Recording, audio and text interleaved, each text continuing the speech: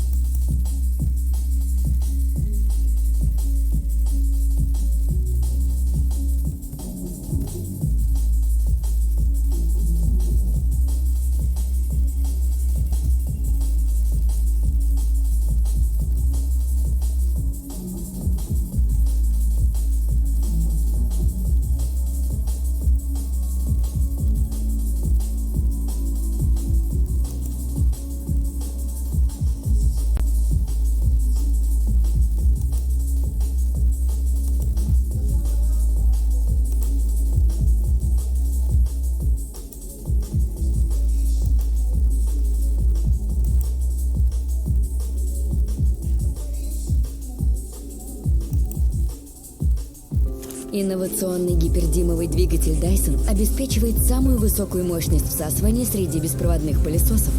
А технология DLS... Secretary General, can you tell us how well the countries of OPEC and OPEC Plus even are adhering to the agreement struck to cut supply?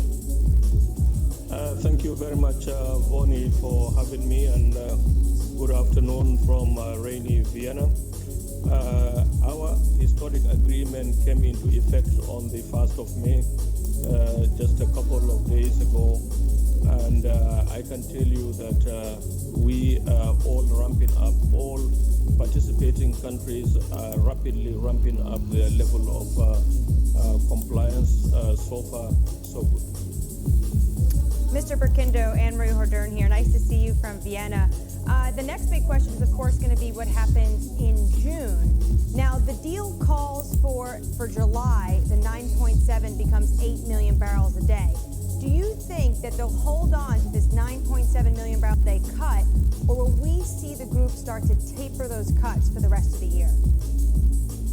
Well, as you know very well, our agreement is for 2 years, and we had agreed for 9.7 for the months of May and June, and then it will taper off to 7.7 to the rest of the year, and then 5.8 million from 1st of January next year to April 2022.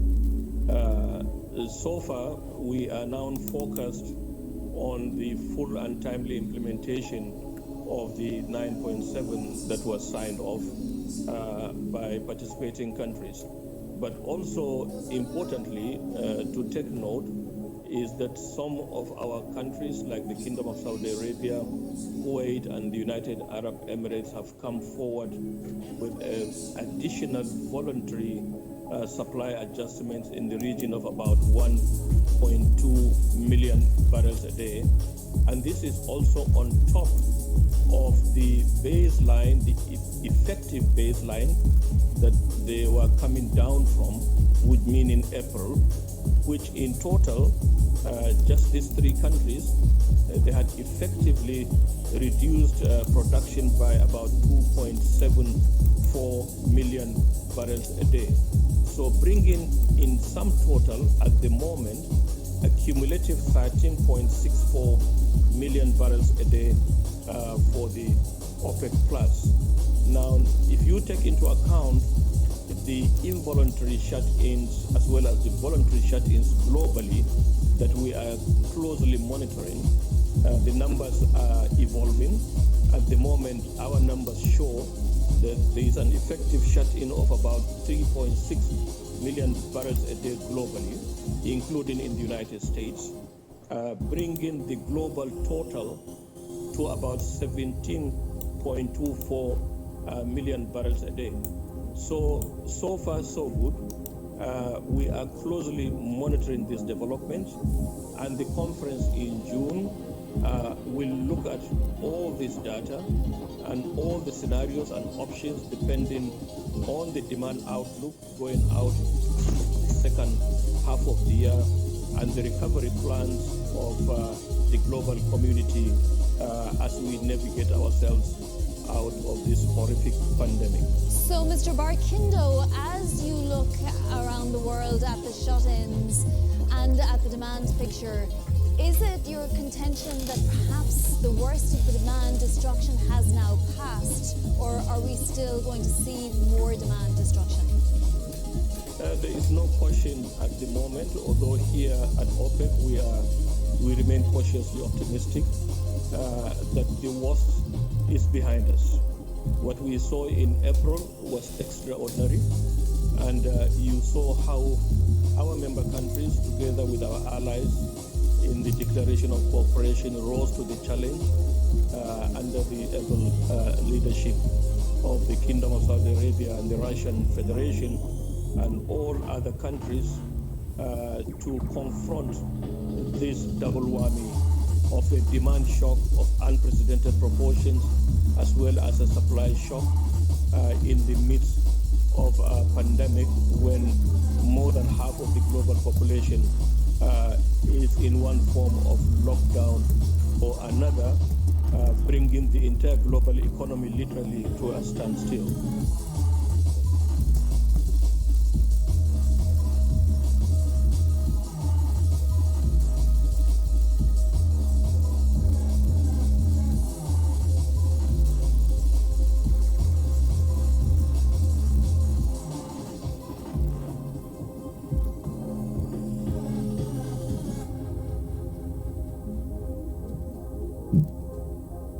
Прямо сейчас на торгах по банкротству 147 тысяч квартир продаются со скидкой до 90%.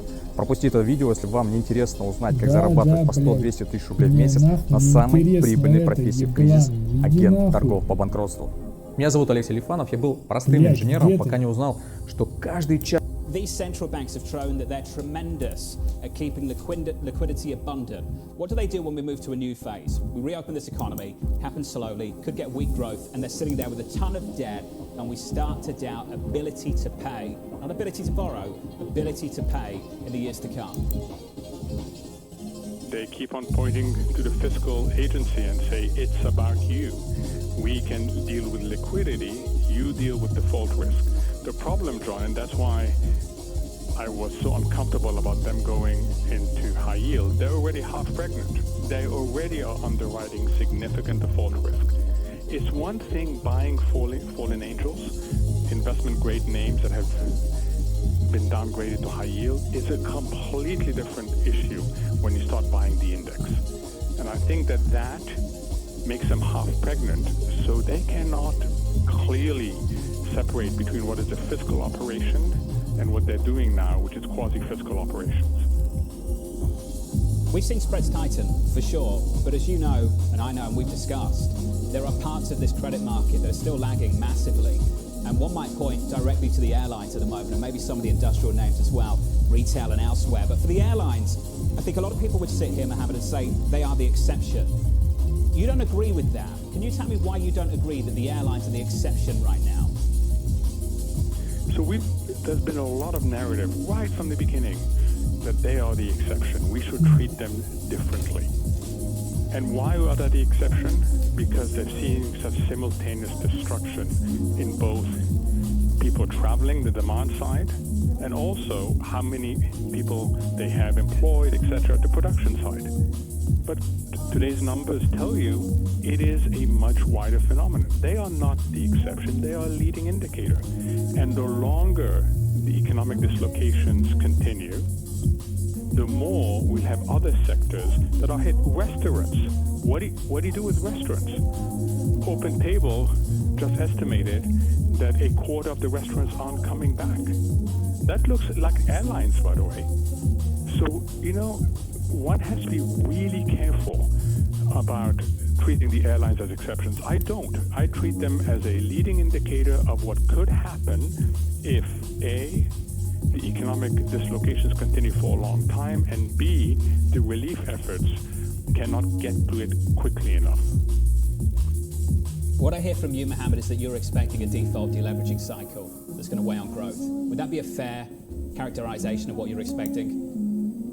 It is. That's why I keep on stressing balance sheets as the most important indicator to look at. Too many people have dismissed this earnings seasons as a look-through, as not containing much economic information. I think that's wrong. Balance sheet, and which means what does access to capital look like? What does the cash burn look like? What are cash balances? And how much debt is there? And it's not just, we've been talking about it in terms of companies, but it's also a sovereign issue around the world. And for investors in emerging markets in particular, it's a really important issue. Mohammed, let me wrap up the conversation this way with this question. What would be your stop?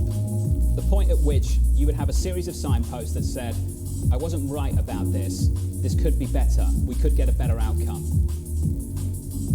If it turns out, which is my hope, but I have to stress, it is my hope, if it turns out that as we reopen, we can do so without big health risk, and we see the consumer and business re-engaging quickly. It is my hope that this will happen, but the evidence so far suggests that it's just a hope. We need a lot better. And remember, Eric Schmidt put it brilliantly. The best way to think about this, John, is it's an information failure. And the information failure is when I meet you, I don't know whether you can infect me or not. And until we deal with this information failure, and there's several ways of dealing with it, people are going to hesitate. And as long as people hesitate, this economy does not come back in a way that it can come back. Что если секрет к настоящему здоровью и ощущению себя полным сил и энергии на протяжении всего дня не в таблетках, витаминах или даже диетах? Что если хорошее здоровье никак не связано с тем, как часто вы занимаетесь спортом? Что если быть абсолютно здоровым было бы так же просто, как... Нахуй иди.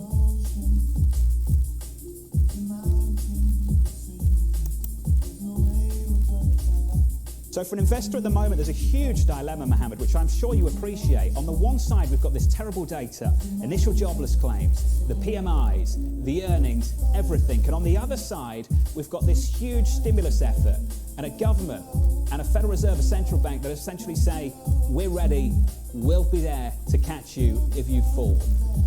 What's the approach with those two opposing forces in this market? Look, John, that depends on every investor's own approach. My own is I don't feel comfortable betting on moral hazard.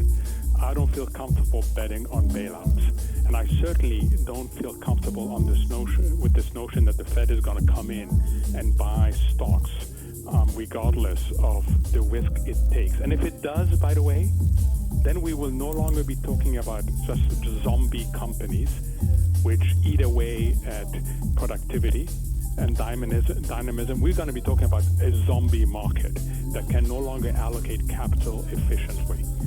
So I think we've got to be careful. I understand why people are attracted by the moral hazard trade. It has worked so well over the years, but that's not something that I am comfortable with.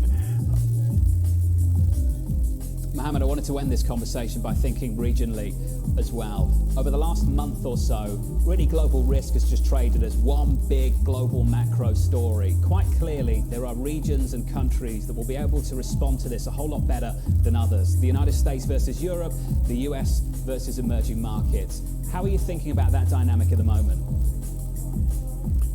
And that's a great question, John. And I continue to feel that the relative trades are easier than the absolute positioning. What do I mean by that?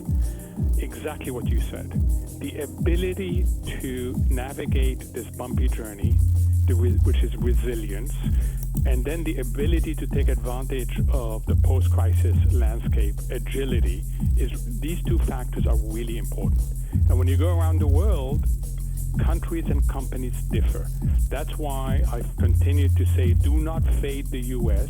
relative to Europe and emerging markets. The U.S. will continue to outperform in relative terms. Do not fade the dollar.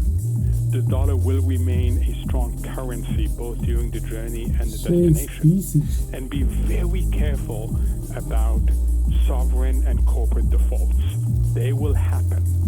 And I think if you look to emerging markets, for example, there's too little recognition as of now that we have a wave of defaults coming, and that is going to impact the economy. And unlike the US, these will not be bailed out. Всем привет!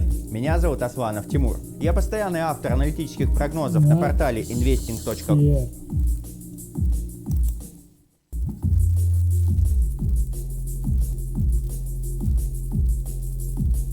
First, what your reaction was when you saw that WTI contract going negative. Is this going to be something that we need to get used to? Will it be recurring in coming months?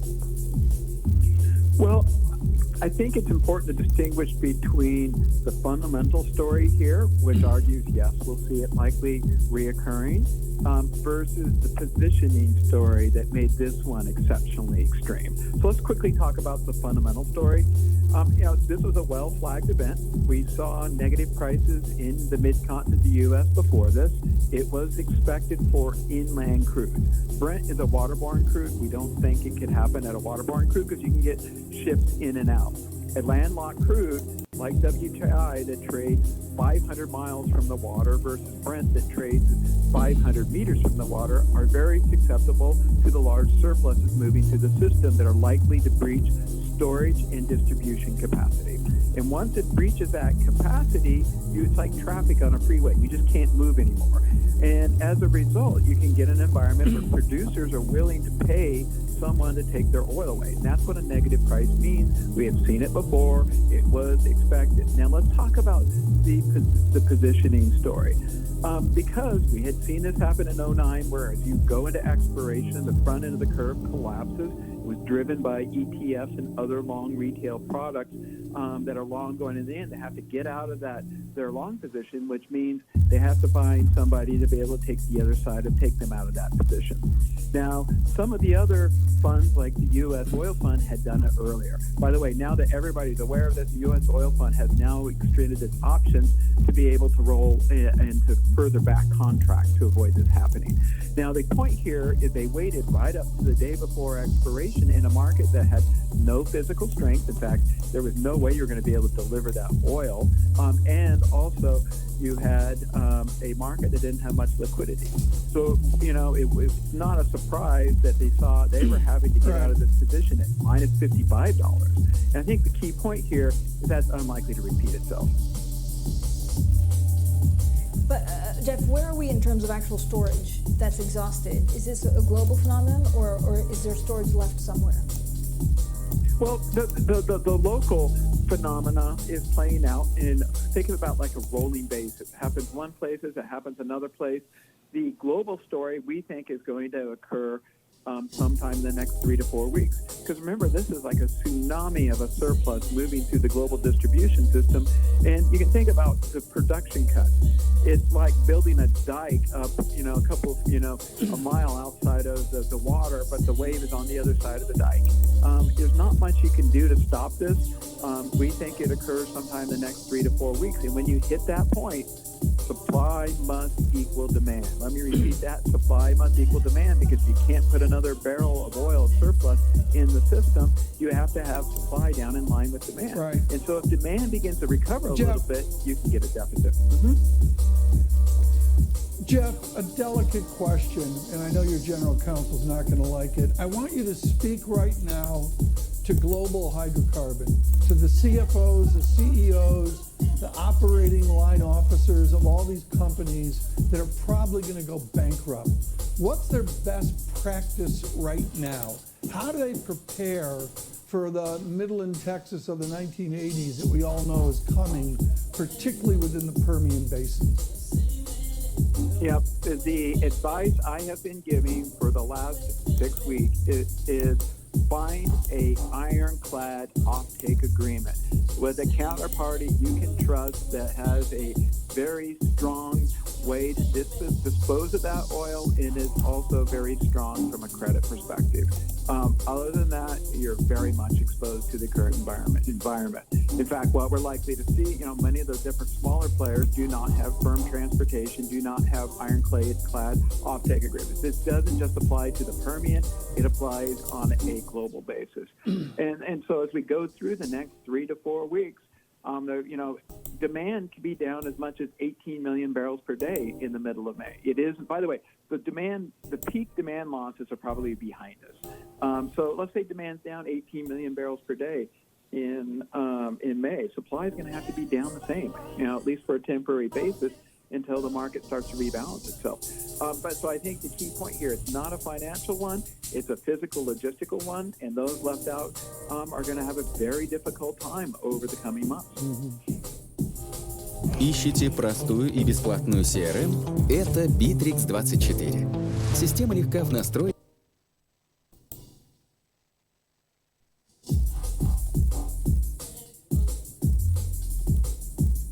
Stephen, if you were to have a cup of coffee today with the president, what would you tell him about those states from the Dakotas down to Texas? What would be your number one insight to inform President Trump?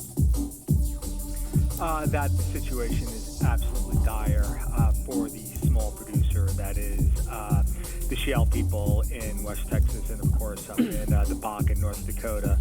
The people up in Bakken, as well as their brethren in the Saskatchewan Plain up past Calgary, up in Edmonton, those producers, those landlocked producers that do not have enough pipeline capacity, do not have enough storage, that they're dying for all intents and purposes. So we're looking at a situation now that, yes, the futures contract on the NYMEX went negative, but these markets where you do not have access, you're landlocked, they're trading negative, and they're going to trade negative for the foreseeable future. Right.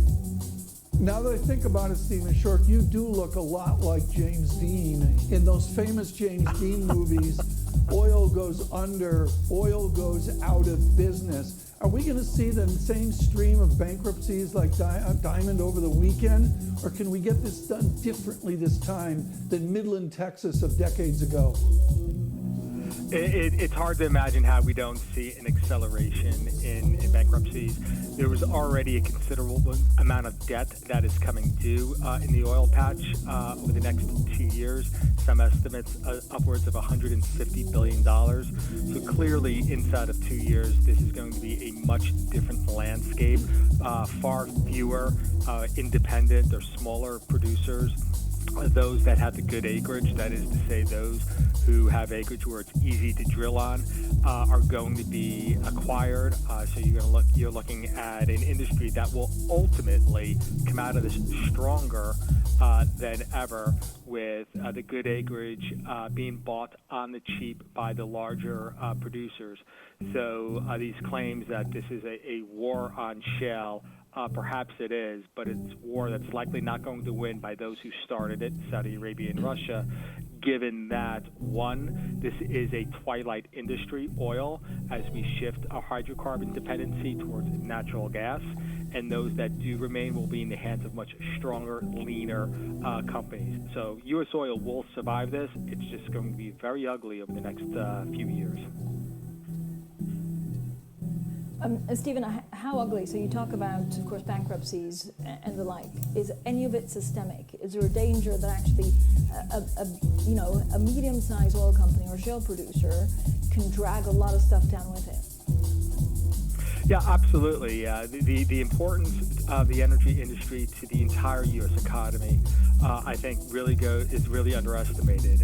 In the state of Texas alone, or in Houston, the state has made tremendous strides over the last boom-bust cycles of oil in the 70s and the 80s. It has diversified into academic research, medical research, technology, so forth. But the economy oil still accounts for 15% of the state's economy and beyond.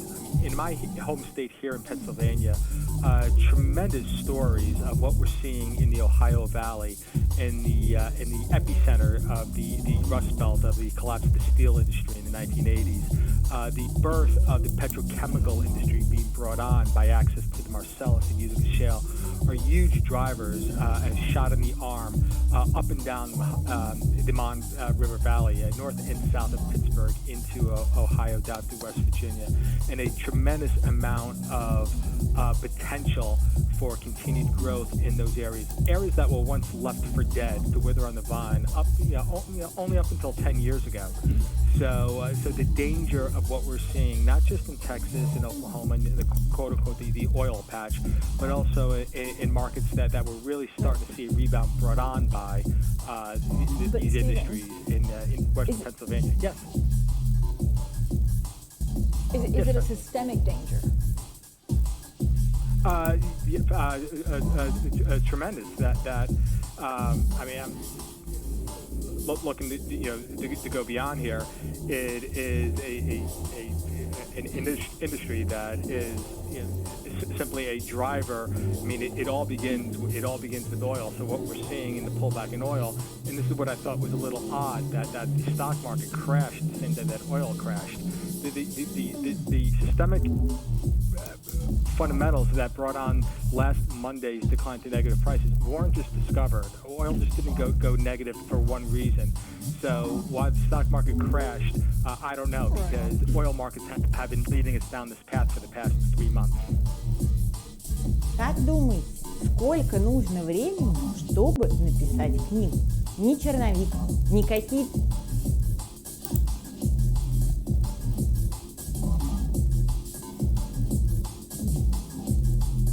We continue to see the broader impact on the industry because of this pandemic.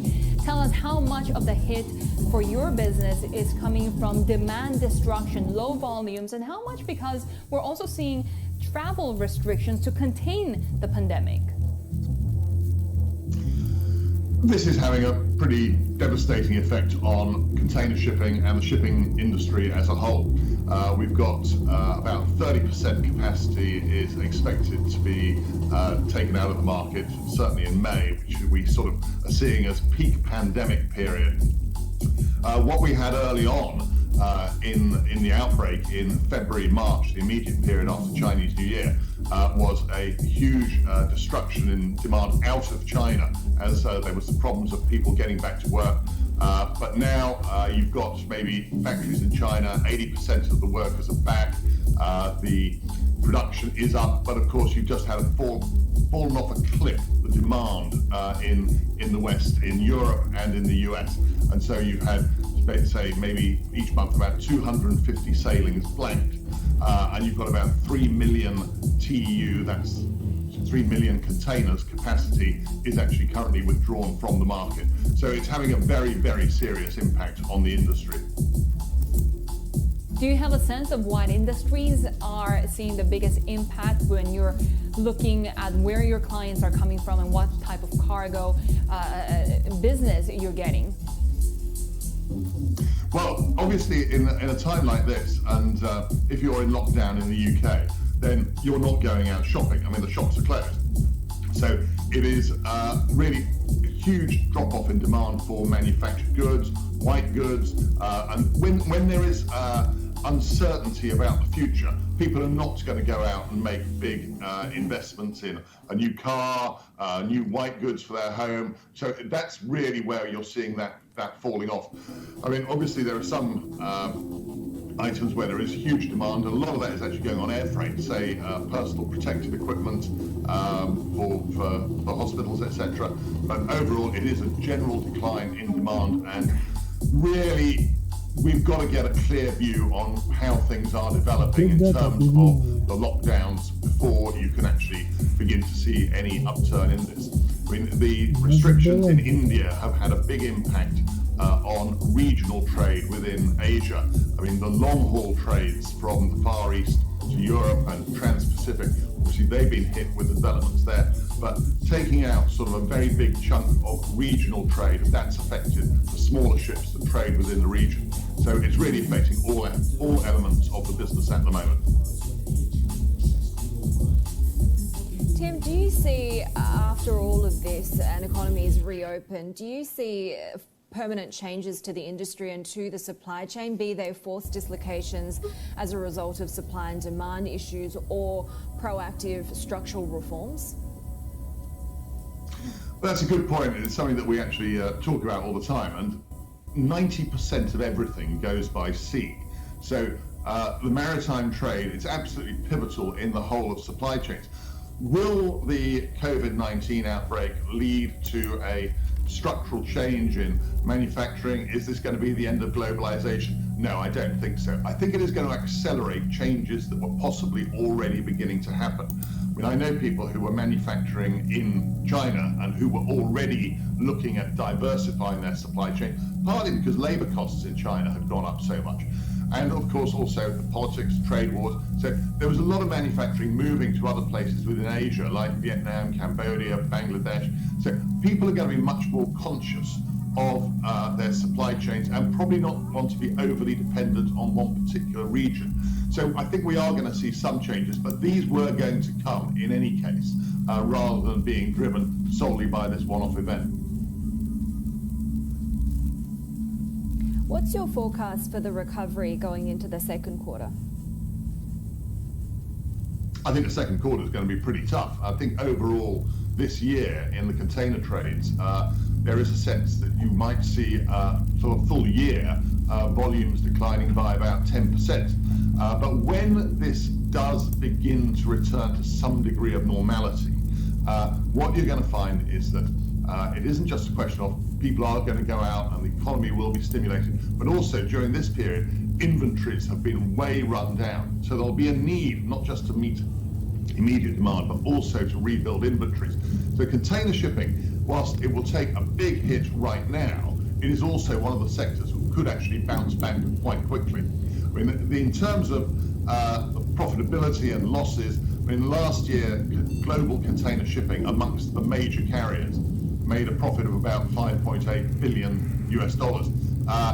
If volumes drop by 10% for the year, that would probably mean that the losses for the major lines would be about 800 million. Now, that is provided that they manage to maintain the actual rates on the carriage of each container, which so far they've been able to do.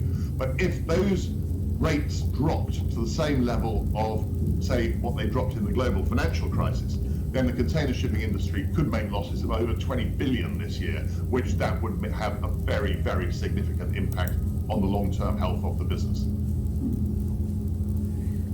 Tim, so we have heard economists talk about potential pent-up demand coming surging back, and then that could really help later in the year. Do you see areas of your business where you think that output that has already been lost will not be recovered? I think, yes, you're already beginning to see that in some ways, and you need to sort of step back to another area of the shipping industry, the bulk shipping industry. For instance, Chinese imports of iron ore. Now, the steel industry is always a great bellwether of the health of economies and what's going to come further down the line. Whereas in container shipping, you're dealing with manufactured goods. So now, iron ore imports into China have actually been slightly up in the first quarter of this year compared to the first quarter of last year. And there are many different factors other than coronavirus that are affecting those trades in.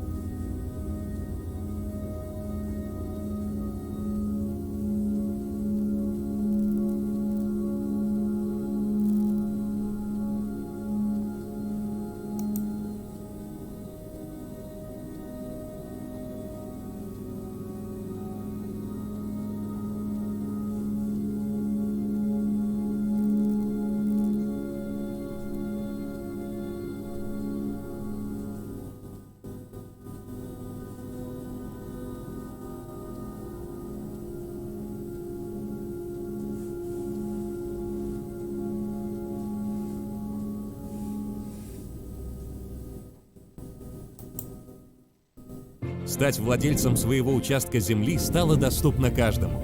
Благодаря проекту «Мой гектар» Julian, what do you think of the new emerging U.S.-China trade financial virus headlines?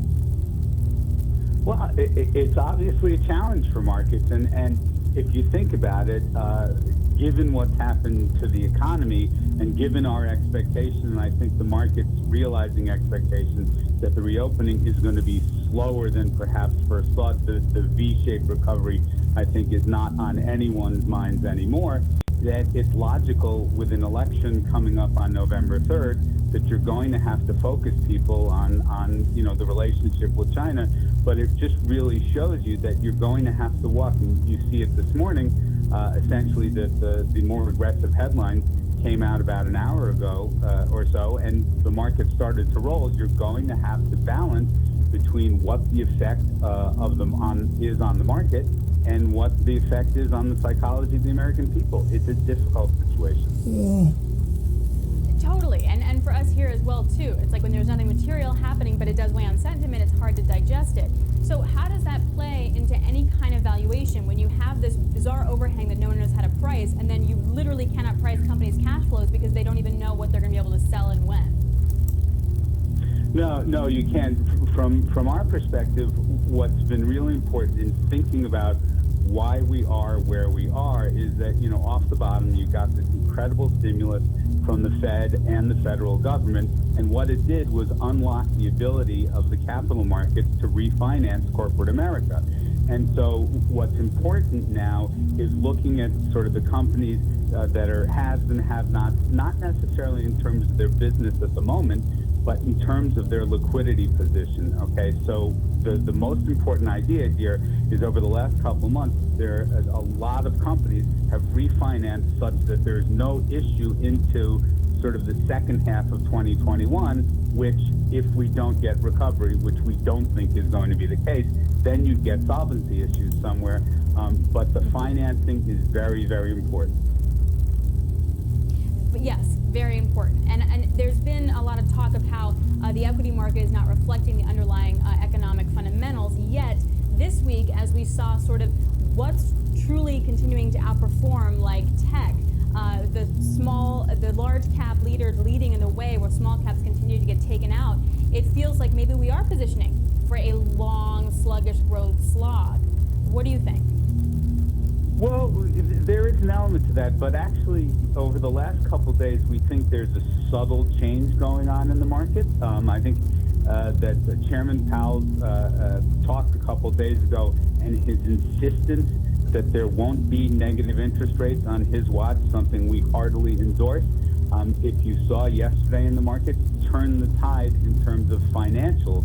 And what we found is over the long stretch of time is that not only when you make the transition from bear market to new bull market, do the stocks and sectors that were lagging on the way down start to lead, but in general, if financials are going to outperform, and one day does not a trend make, but if they're going to outperform, that generally comes with a better market backdrop.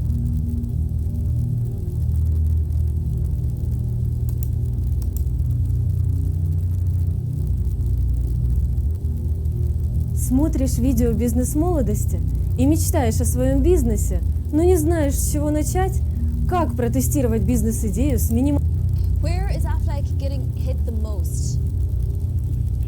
Well, the good news is that we have been preparing and seeing that when it first broke in the United States, because we have 75% of our earnings coming from Japan, we had really about a 3-week head start. And so we started by creating some bond offerings and created an additional $1.5 billion in liquidity, and today have almost $5 billion in cash at the holding company. So we've been pretty well prepared for this pandemic since it started to some degree. But we worry, like everyone does, when will it end? And that's our challenge going forward. But we have taken plenty of steps to move in that direction. So Dan, what do you do in terms of capital? So Lloyd's of London, the marketplace, yesterday we were speaking with them, and they're very well capitalized, so they have a bit of leeway here. What about Affleck? Yeah, we're very well capitalized. If you go back to, I was CEO during the period of 2008 when the financial crisis hit, and we learned a lot from that, and we have a much broader portfolio. There's two elements. One is the claims element, and then the other is the investment portfolio. Our investment portfolio is in good shape, and according to our actuaries, we're very well set from a claims perspective because we've done our stress test both on the investment side and on the actuarial side. So our policies are indemnity in nature, and so we don't have a runaway of expenses, but our design is to help the people in need, and we'll be there when they need us. Yeah, now obviously you're also looking at the regular type of claims, right? Claims associated with the hurricane season, which is kicking off, one in the Atlantic right now. What do you anticipate in terms of claims for the rest of the year? What are your forecasts telling you? Well, as you know, we're a health insurance company, and we do not have the issues with the property casualty other than if any of those people were hurt or injured should it arise. So that's never been a problem. Our ability to predict our claims has been easy compared to the property casualty side because of the indemnity side of it, and then the other aspects of life insurance. So between those two, we haven't had a problem with that, and we think we're pretty well positioned and think the future looks good. I will say that we've taken a three-prong approach to the virus, in that first looking at our communities, and we have given over $10 million, $5 million to the U.S. and $5 million to Japan to help frontline workers. We've also taken care of our employees and our sales force. One thing we've been very fortunate of is in the U.S., 97% of our people are now working from home, and we've had no layoffs and been able to employ them. In Japan, 75% of our workforce is working from home and had no layoffs there. And then finally, the last thing is our stakeholders, specifically shareholders, and our ability to pay the dividend. And we increased the dividend this year. We've had 37 straight years of dividend increases, and we think we're well positioned to continue that. Yes, and now you're also trying to integrate a couple of deals into the Aflac folder right now. I wonder how that's been going, given that you've been slightly disrupted by the coronavirus. Well, when you consider the size of the company, these are just $100 million deals. They're not very big in the overall scheme of things, but they are what we feel are the future of the company. Being able to do more things through the internet, our ability to be much more technology driven, and so it's something that we see as a future for us, but it has no real impact in terms of how we're running the company. They're separate entities, one being dental and vision, and so we think we're in good shape. We're glad we bought them, and we look in the long term for them to play a role. Right, now credit losses are one thing, Dan, but you also talked about the investment portfolio. How concerned are you for that over the next 6 to 12 months, given that more and more economists are now forecasting a longer recession? Well, our stress test is dramatic in terms of taking on numbers that we think could be worst case scenarios. And in those scenarios, I would tell you I'm much more comfortable than I was in 2008. We built from 2008 to today the idea of never being where we were in 2008, to be broad-based in our approach to investments. If you go back to 2008, our portfolio skewed very heavily with sovereign debt that was investment grade. And although that looked good at the time, when it got hit, those sovereign debts did, it disrupted us. So today, don't have a large concentration other than JGBs, which we have to basically own, being out of Japan. So I think we're well positioned, and something that will ultimately, when everything's done, I wouldn't swap places with any other financial services company, because I am so pleased with what we've done. But I'm cautiously optimistic. So Dan, for life insurers, typically the premium is about 50% of revenues, and I'm curious, do you see any upside to premiums here? Upside for you wouldn't be upside for the people taking them out, I guess, but taking out the insurance policies, or will deflationary pressures cause you to actually, make sure those premiums come down? Well, our life insurance is almost less than 5% in the U.S. and maybe 20% in Japan. But always the challenge for the last 10 years in Japan has been this low interest rate environment. And how do you make any money in the low interest rate environment? We're proud that in the first quarter of this year, we were able to get a 4% yield, which was extraordinary for us, so I think we're well positioned from that standpoint. But we are not life insurance driven. We're more mortality driven off of the health insurance element, even though every health insurance policy in Japan predominantly has a small life insurance element in it.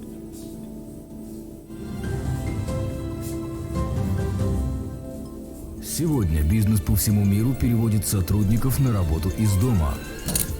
Благодаря Bittrex24 стало возможным организовать дистанционную работу без потери эффективности для любого количества сотрудников и абсолютно бесплатно. Ставьте и контролируйте задачи, перенесите все встречи онлайн, работайте с клиентами в CRM-системе. Теперь все процессы в компании будут работать как часы, а ваши коллеги и клиенты будут в безопасности. Попробуйте бесплатный Bittrex24 сейчас и будьте здоровы!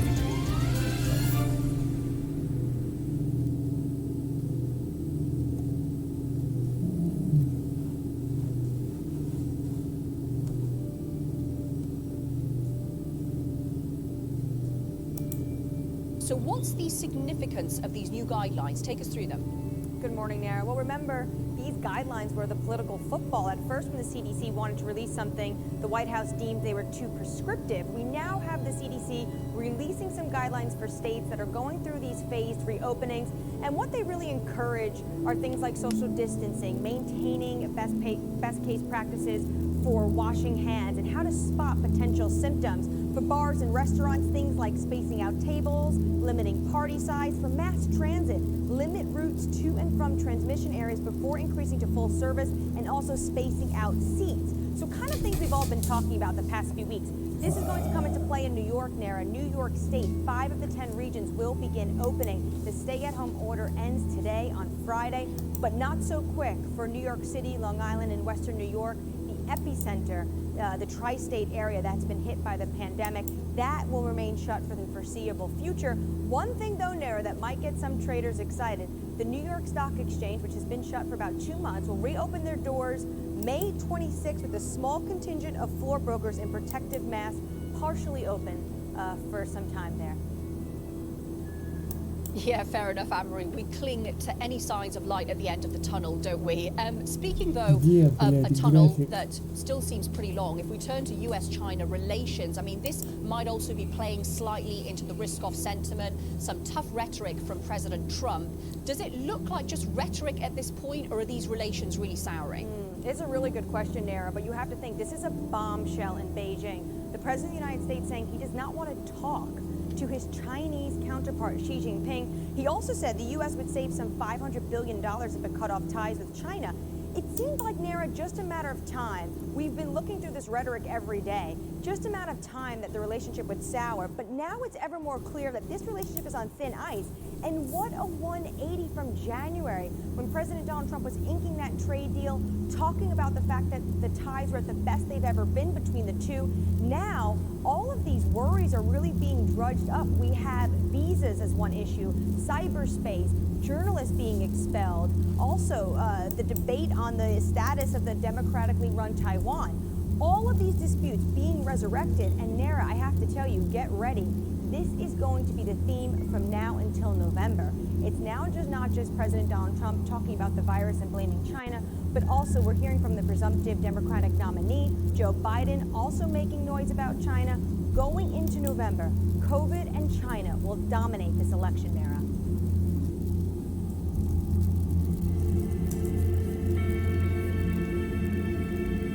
Привет, меня зовут Константин.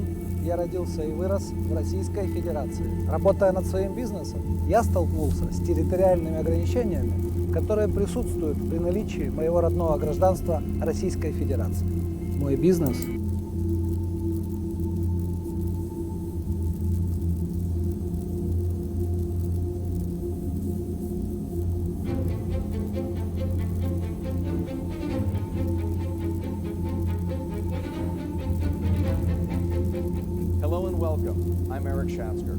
A massive public health crisis has had a massive impact on corporate earnings, and not just on the bottom line.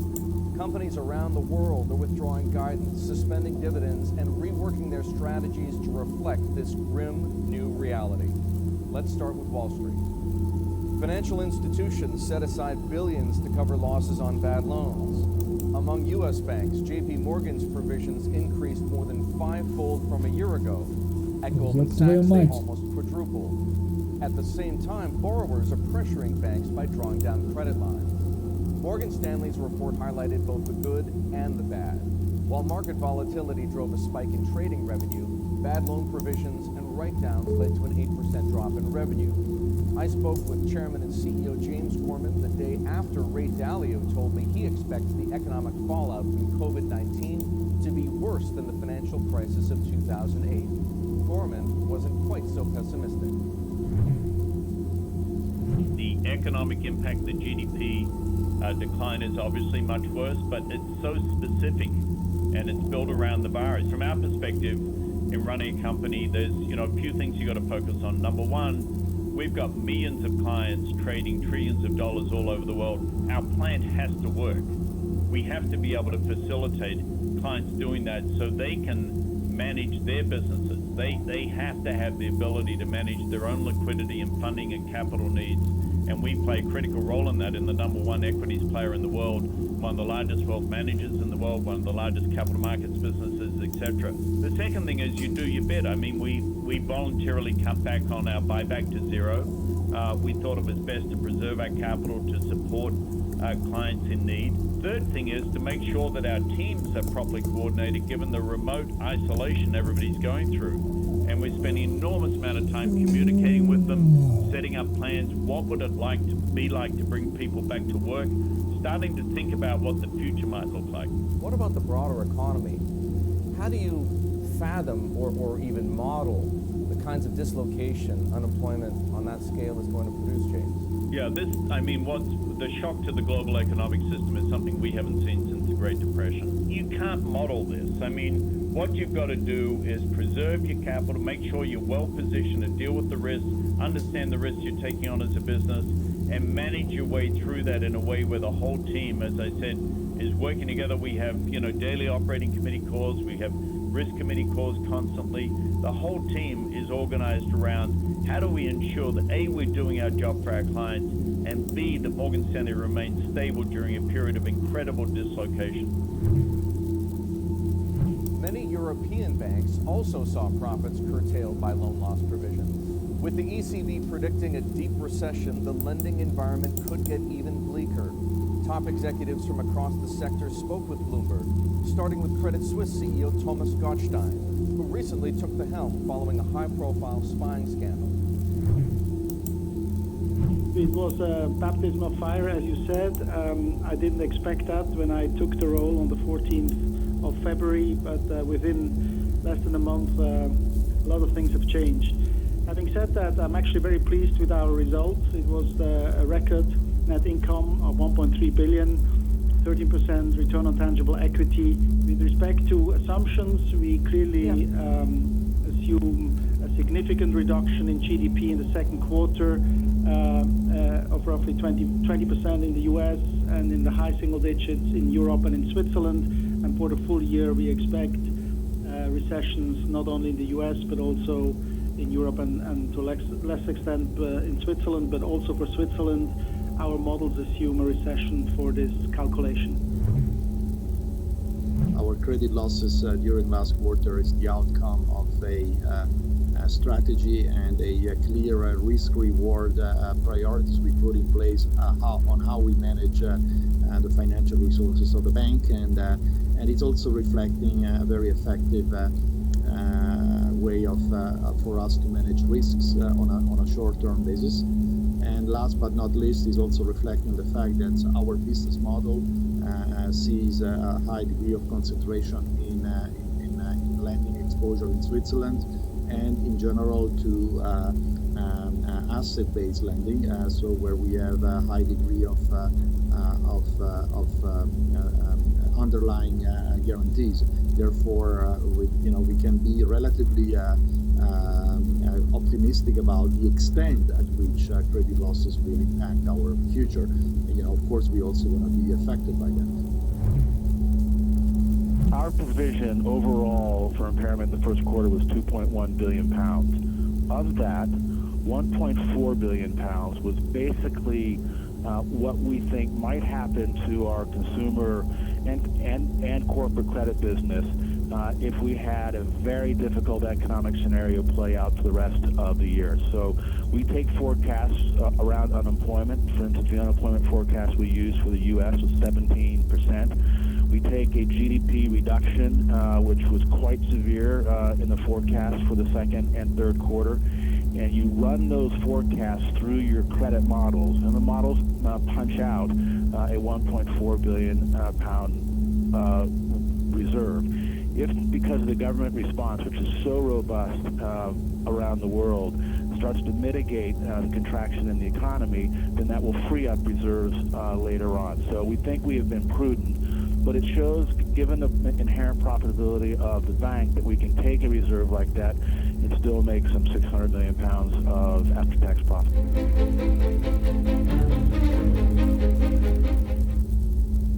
Хочешь заговорить на английском? Follow me. Привет, меня зовут Алекс Рубанов, и я основатель онлайн-школы английского English. Я приглашаю тебя на свой самый популярный в России вебинар по английскому языку, который я решил сделать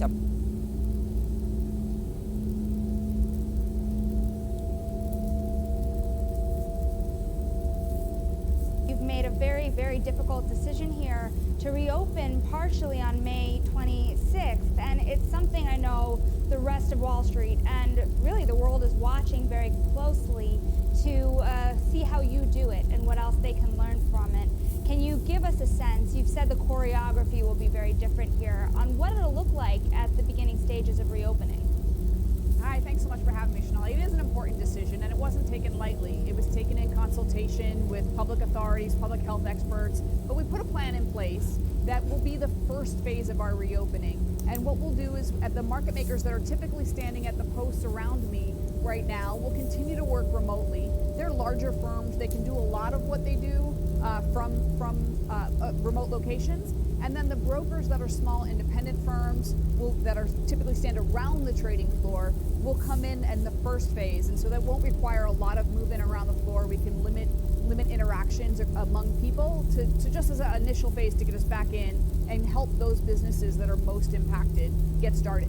What are some of the most important measures you think you'll be taking from the get-go to ensure safety of the people who are coming back in? And what will it look like in terms of density on the floor? So given the protections that we've learned that are helpful to protect against COVID-19, everyone in the building and everyone on the trading floor will be wearing a mask at all times. We'll have 6 feet social distancing minimums applied across the trading floor. We're asking employees that come into the building not to use public transportation just initially, because the shelter-at-home orders are still in place, and we're trying to respect those restrictions that the governor and the city have in place by keeping them us off of the subways and the public transportation systems, so we can leave that capacity for essential frontline workers in the healthcare system, and as well as limiting the exposure of different people that we're interacting with. So like keeping that much more controlled. We'll have temperature screening and medical screening as people come into the building. Some of the measures that we used in place at the end of March, but then layering on additional, such as PPE and social distancing restrictions. And as we were saying, this must have been a very difficult decision. On the onset, what is your biggest concern as you start to open up? Yeah, the decision-making process was about who's impacted most by these closures and how can we get to an increased level of service. We're going to live with this pandemic for a long time. We're not on the other side of it yet, and we're not going to be for quite some time. We can't leave the economy closed, but we can be thoughtful about what parts of it we reopen and how do we do that. So our plan is designed to focus our attention on slowly re-entering in a very cautious and very thoughtful, measured way, so that we can get that economy to reopening and start moving again without adding undue risk on the system. So we're not looking and we're not expecting that we're going to eliminate the likelihood of any case of COVID-19, because there is a pandemic that we're all living with. But our measures are designed to reduce the risk of an outbreak. And that's an important distinction. We've also are coming into this knowing that it's going to need to be a flexible situation. While we've outlined phase 1 and we have plans to increase the level over time, We also recognize that we might need to contract over time as local conditions change. And I think that's important for us all to be considering. How do we open up and start to re-enter and be ready to pull back as needed? This is going to be a learning curve, as this entire experience has been for all of us, but we learn so much week to week, and that's the information that we need to use as we make decisions. Stacey, much lower density at the beginning, of course, in terms of people in the building, wearing masks, you've already said, and we've seen a lot of the market makers be able to function electronically, not being able to come back right away. Do you think that some of the changes we're seeing at this time will permanently change some of the fabric of the New York Stock Exchange?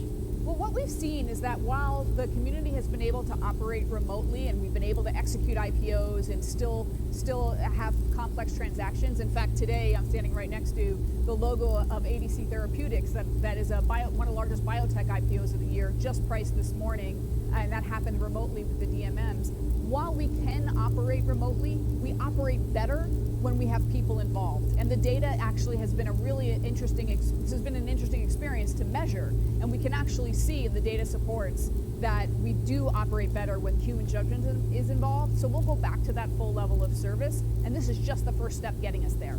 So what is some of that data, and also what is some of the value of the floor here?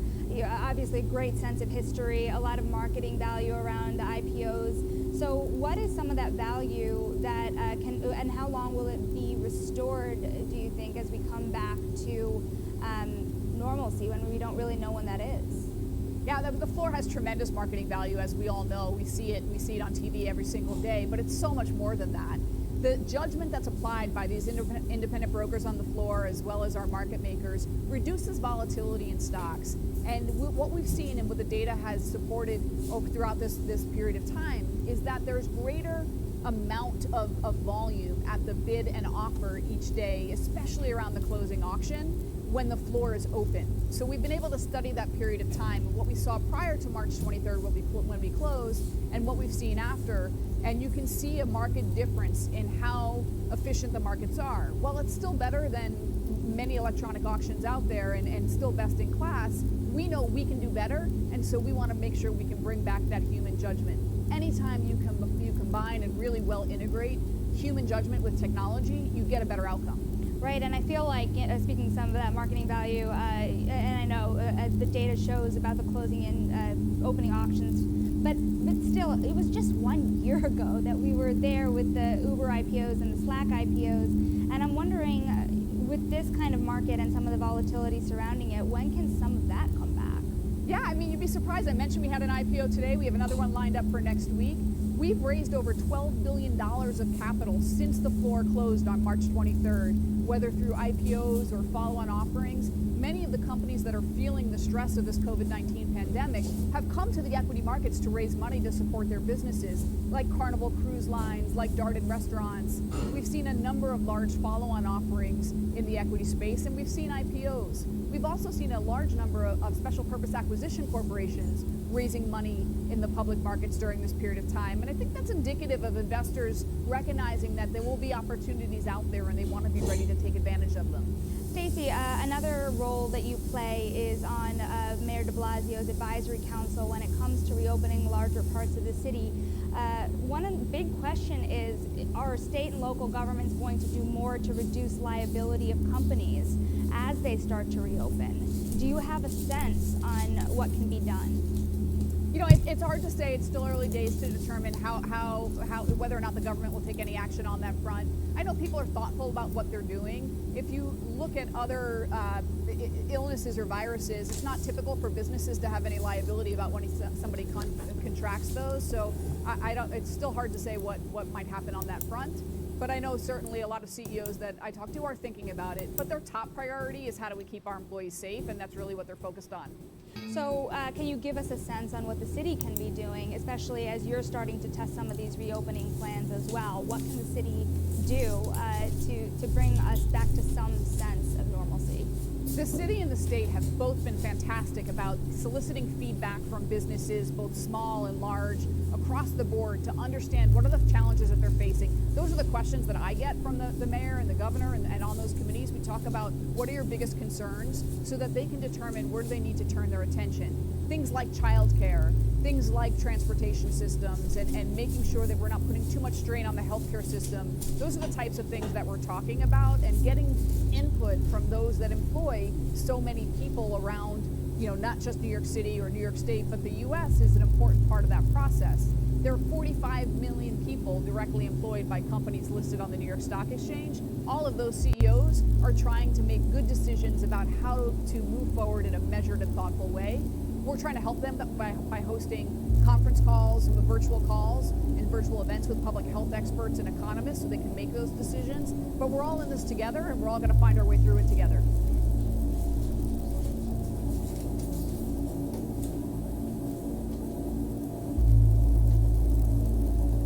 We were talking just yesterday about the large numbers we're seeing come through in the labour market, and I'm sitting here wondering just how much worse this will get and how long it will take for things to get better.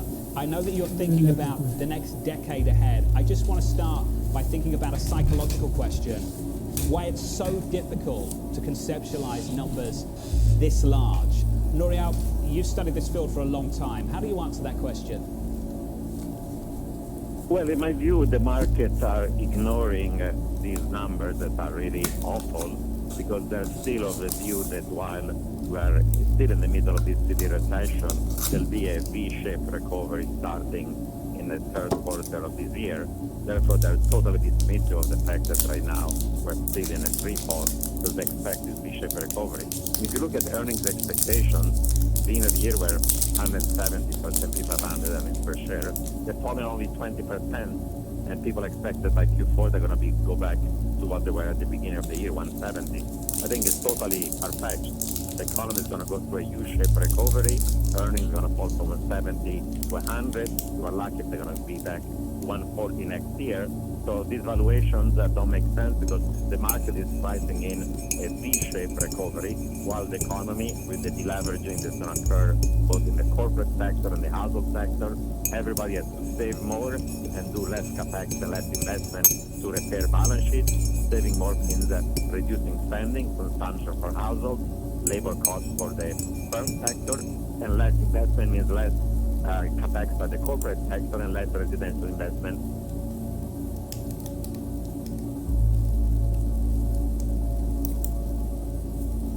Привет. Когда мы открыли продажи этой книги, 8,5 тысяч человек за первую неделю ее забрали. Автоматизированная воронка продаж – это про то, каким образом продавать в интернете. 7 конкретно шагов и правил, которые нужно сделать, чтобы сделать большие продажи в онлайне. И после этого мы приняли решение сделать так, чтобы эта книга была доступна всем. Прямо сейчас вы можете скачать ее бесплатно. Is there a broad theme which the pandemic has thrown up, which is particular and peculiar to Japanese financial institutions? Good day to you. As far as the Japanese banks are concerned, COVID-19 has two impacts. One direct, which has been on the market value of their very large equity holdings. And secondly, the indirect impact is the impact on their customers.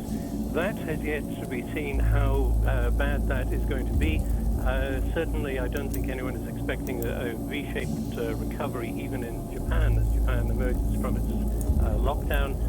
But for the banks, that suggests that we're going to see much closer to the 25-30 basis point credit costs going forward than we have seen in the past, with zero and even negative credit costs over the last 3 to 4 years.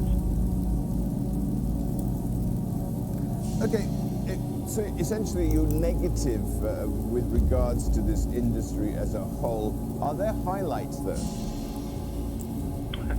If there is a highlight, it's probably in domestic lending. Some interesting statistics out of the Japan or Japanese Bankers Association released in the last few days showed that lending in April domestically, and it was actually up year on year around about 4%. Certainly the major banks have seen growth of around 3.6 to 3.9% in their lending. Some of the regional banks are also benefiting as well.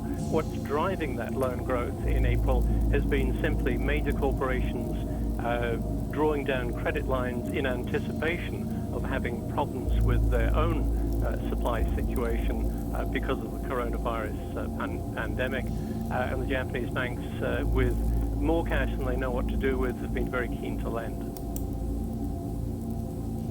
Yeah, I mean, we can have a look at some of those, which, you know, the banks which perhaps you have highlighted as being the best performers. I'm looking at the likes of MUFG, also looking here at Shinsei Bank, and on top of that, SMFG. Now, I've been looking at the return on equity, which is quite often seen as a good measure of a bank's profitability, and all of them seem to have seen a decline. Looking at, let's say, MUFG, it was 8% return on equity in 2014. It's now down to about 5%. SMFG, 12.2% in 2014, now down to what, 6% or thereabouts. What is that telling you? Well, that tells me that they're under a great deal of pressure. They haven't been raising equity recently.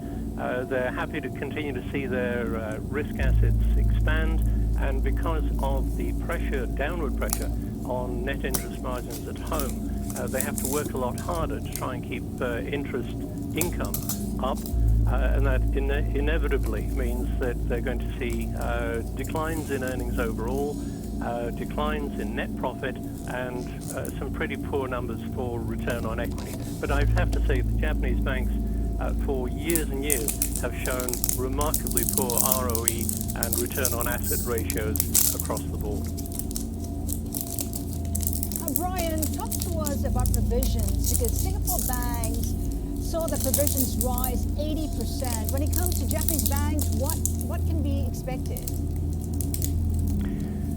For the major banks, you have, say, Mizuho, which is running at about 5 basis points in credit costs, to SMFG, which is running at about 15 so far this year. But if we see a move towards more forward-looking provisioning, we should expect to see that probably double.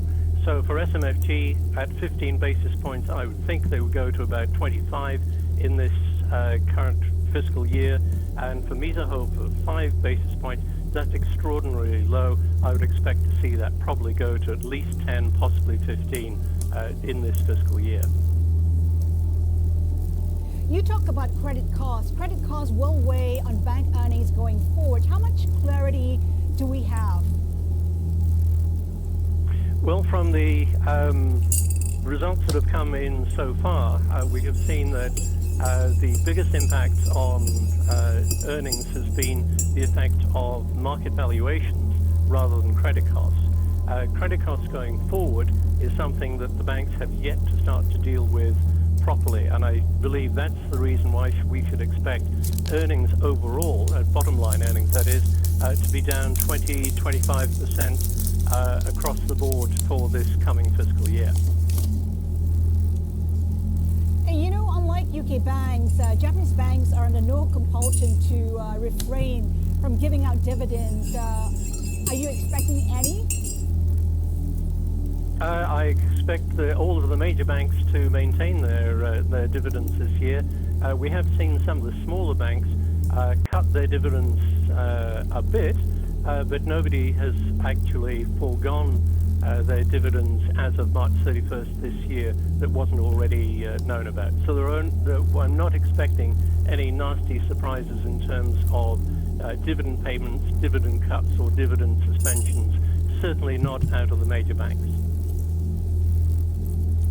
Brian, you've got the big three there in Japan, but you've got so many smaller banks. Is there a sense that they need to consolidate? Is Japan overbanked in any sense? The problem is not so much the number of banks, the problem is the amount of cash they've got that isn't being lent out. The banks are awash in cash. If you took the 102 regional and secondary regional banks and mashed them all together into two banks, you'd still have the same problem. They've got nobody to lend to and far too much cash. So it's not a capital problem, it's not a credit problem, it is simply a question of a liquidity problem in that they have hyper liquidity, and that's not going away anytime soon. Yes, over the next few years we should expect more banks to be looking to merge, to consolidate. The reason that they do that is for survival. It's not because they want to improve shareholder returns at all. That's not on their list of things to do. But with in an environment where we have been in virtual deflation since 1998, we've been near zero interest rates in 2003 and at negative interest rates since 2016. That inevitably has a very big impact, negative impact, on banks' profitability, and for some banks, they're starting to run out of road. Brian, that's one of the smartest things I've heard for a long time, actually. It sort of reflects what's going on, as you mentioned, deflation, and that the consumer's not willing to spend, the banks aren't willing to lend. That causes a perfect storm, doesn't it? It could do. What I will be looking for is, especially amongst the major banks, is to see revised action plans, cutting staff, closing or merging branches, cutting back on the number of ATMs they have in use. The focus should be going forward on cost reduction. If they can't get people to lend, so to improve their interest income, they must increase their fee business and they must cut back on costs. And staff and facilities are the best way to start. But it's not an easy task.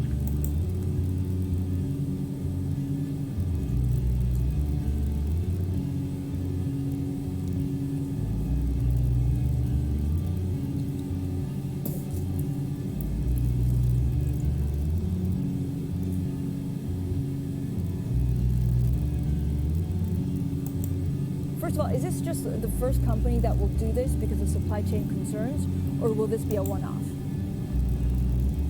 I think there'll be more. I don't think the others will be as big. $12 billion over 9 years is a huge amount of money. And there's not really any other company in the world that is large in terms of capex. But I definitely believe that we'll see more and more Asian manufacturers, suppliers to American companies, not just suppliers to Apple, but suppliers to Dell and to HP and many other companies, will want to base themselves in the United States or perhaps just over the border in Mexico or Canada. But certainly I think this is the start of something big. We saw it happening already with Wisconsin a couple of years ago, but I think this is an even larger scale and a bigger deal for the US. Is this a Trump administration win? Are they offering?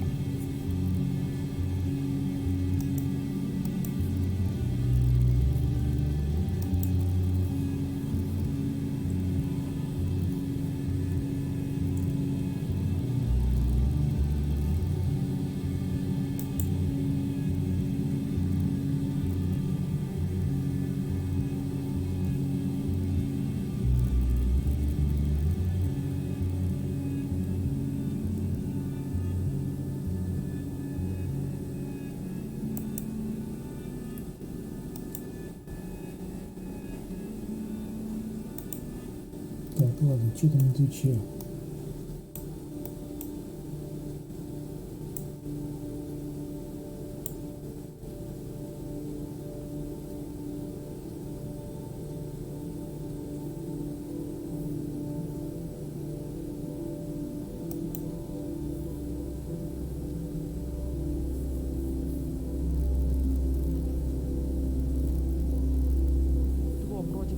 Последнее слово, Илья. Это реально очень печально.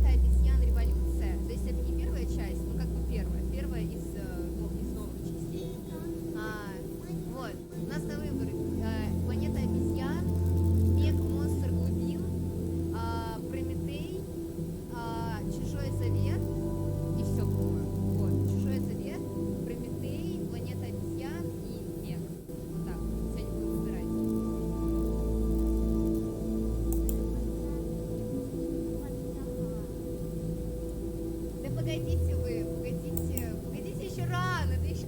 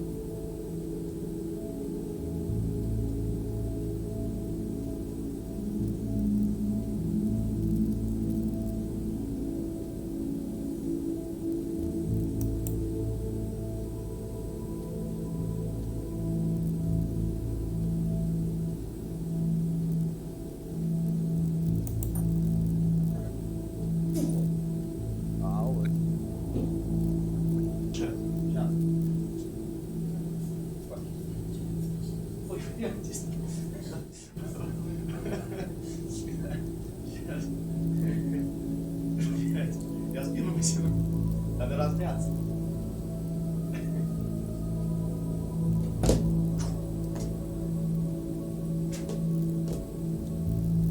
Карате, пацаны. 10 лет карате занимался. Как Эксайл. Оп, погнали. Ой, блядь. Короче, Вов есть такая, как бы, короче, ну его нахуй. О! Это еще в порнухе есть, короче, в жопу кулак засовывают вроде. Фистинг?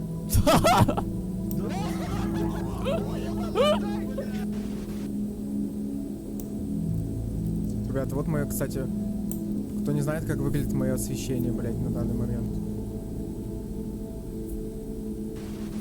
Вова, Лян, ну давайте поздравим Вову, у него 1 миллион фолловеров, ура.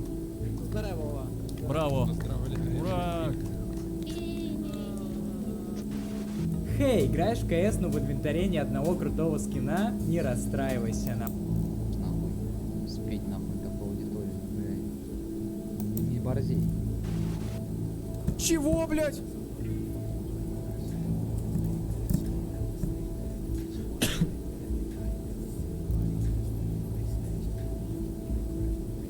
Нихуя! Алло, у меня интернет упал или вы просто молчите? Старенький мужик. Я знаю, что не работает. Пацаны, на 9-ке не сигнальте. Не поворачиваюсь на ваши ауты. А вы знаете, как... А вы помните, как на вот этих вот... Извините. Ой, извините.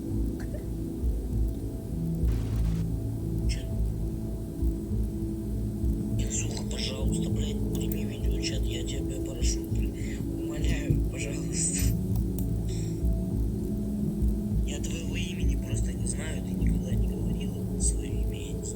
Ты еще красивая, пиздец. Че ты мне скажи? Красивая, пиздец. Бля, пожалуйста, прочитай наше сообщение, пожалуйста. Я тебя умоляю, блядь, молю. Такая красивая, пиздец. Вот и как потом, вот после таких сообщений мне вообще, блядь, жить? Ну, отвечать в директ, я не знаю, там, нормально передвигаться по улице, я хуй его знает. Вот. Ебать, Костыч полетив.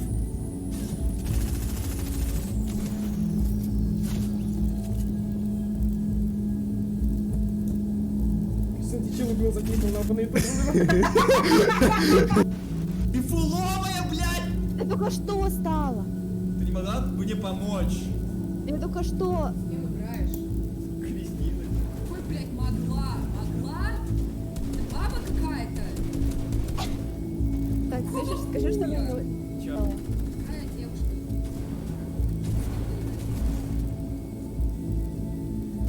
Главное, скажи, не хватит.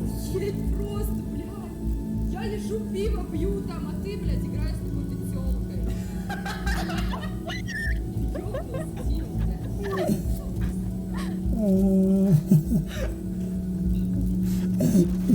Какую кнопку-то, блядь? сука, Как заново, нормально F? ты делай. Я нажимаю на F, ничего не происходит.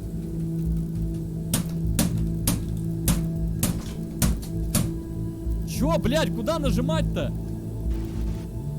Просто добрый манере, все по сентябрю. Давай, давай, пошло!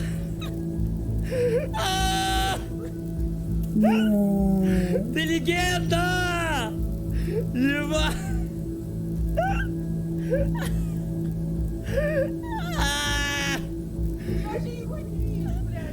Ну Тоха, ебать, на кто-то на лицо набрызгал, блядь. Ёбаный сырник, блядь.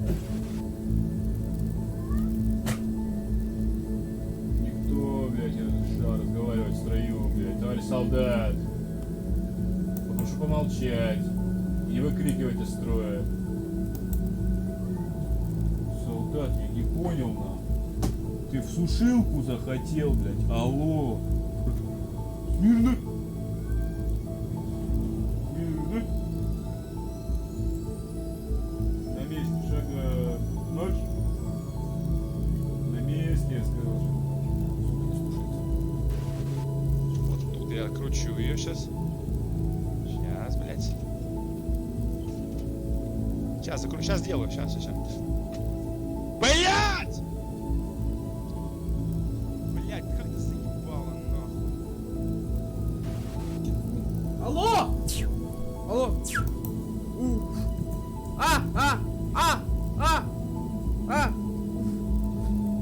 Пиздец.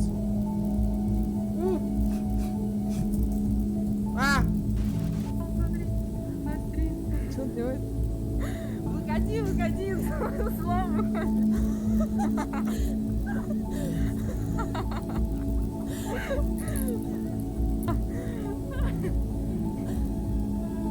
Такой вот есть хороший издеваться, блядь.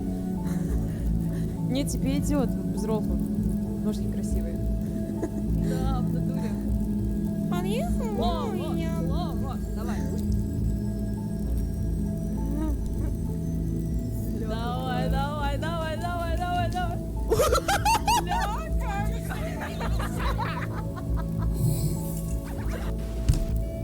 Уи!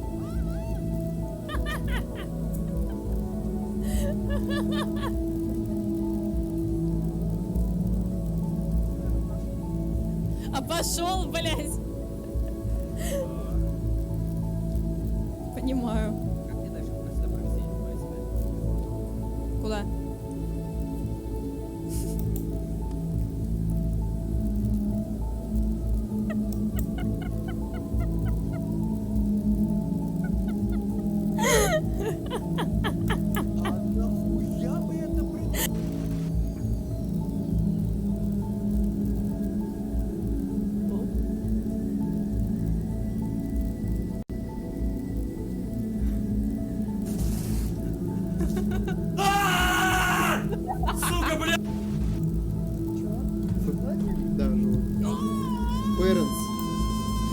Parents будет. Че, дебил, да? Прям в нерв. Нет, ходит судорога, нахуй.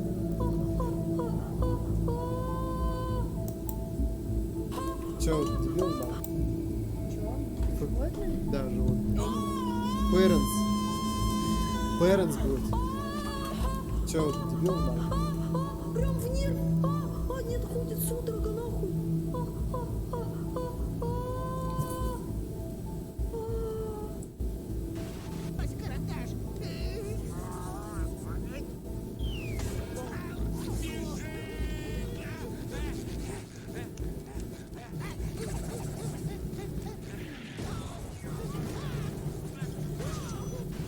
Все водички с девчонками.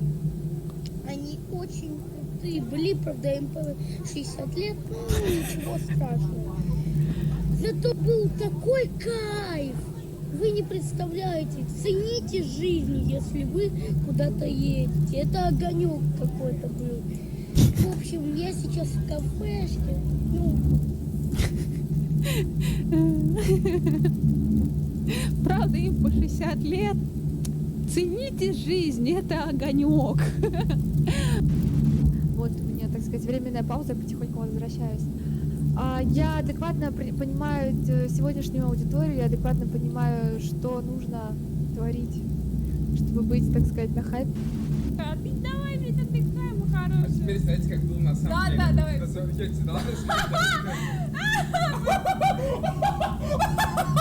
Забори ебало. Его толкнул салон 25 лет, прикинь, он ему от деда остался. Это темно! Ебать там масса, конечно!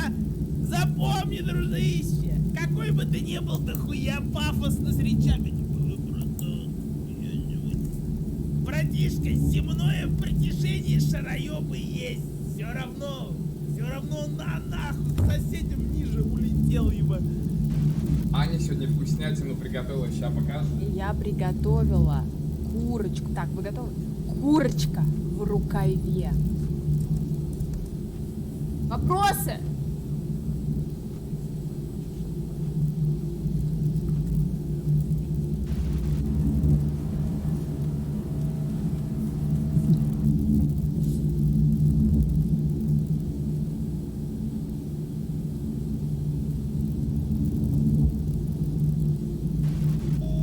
Бари-бапури-бапури-бабам.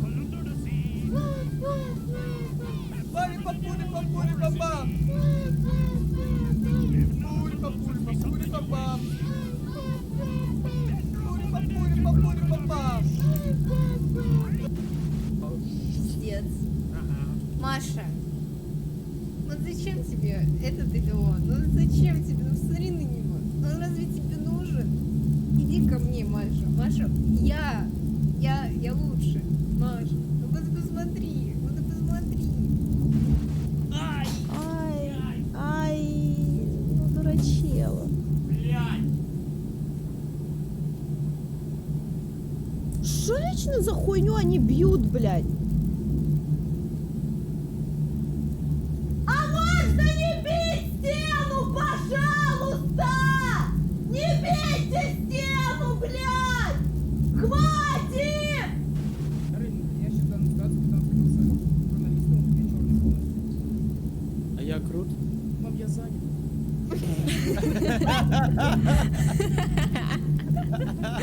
Такая Привет.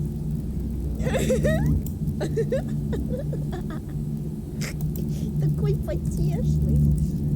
Привет, как дела?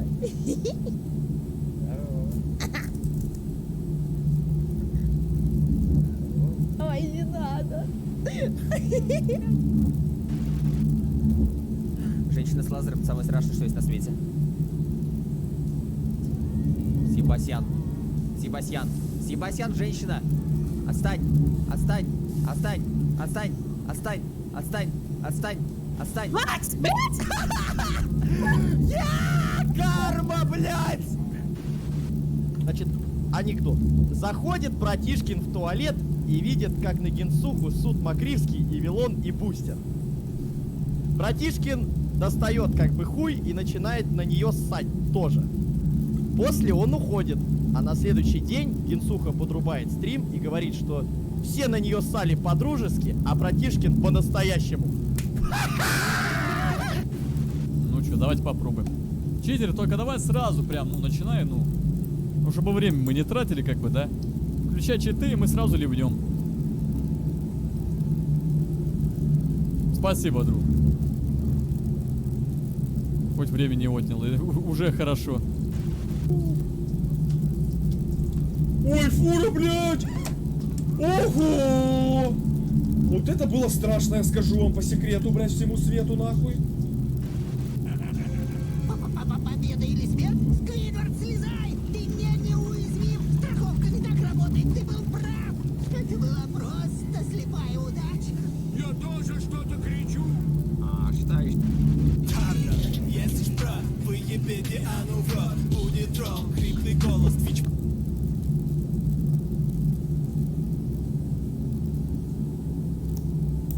Сквидвард, слезай! Если ж прав, выебите, а ну врет. Будет тролл, хриплый голос, твич.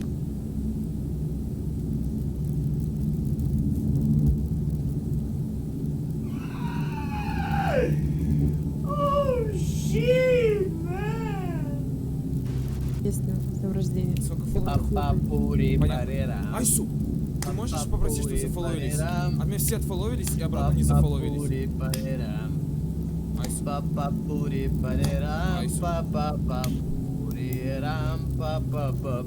Ты терпеливый. 100 плюс.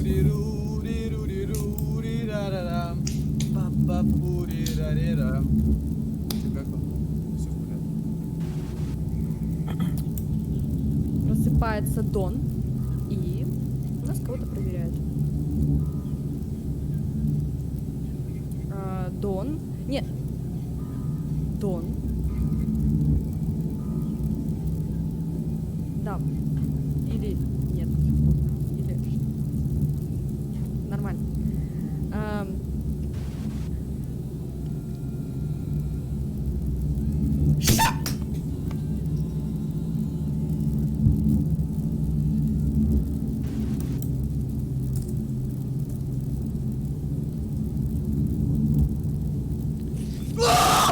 Сука! Знаете, всегда есть человек, который смеется с любых твоих шуток. Тихо. Вот это я. Вообще-то... Давай слежь. Чё там? Это чё? Что, блядь? Можно хоть одно нормальное? Ладно. Я слова. Нет, вы знаете вот эту песню?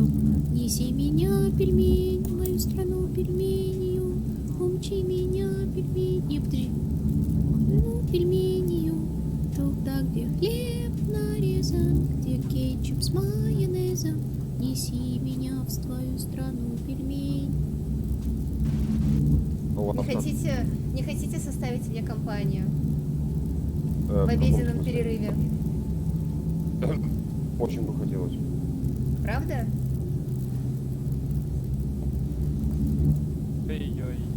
Добрый день, молодой человек. Здравствуйте. Не хотели бы вы мне составить компанию в обеденном перерыве? Она компания. Ебать, она горбатая, блядь, смотри. Ибо на ЛФК записал.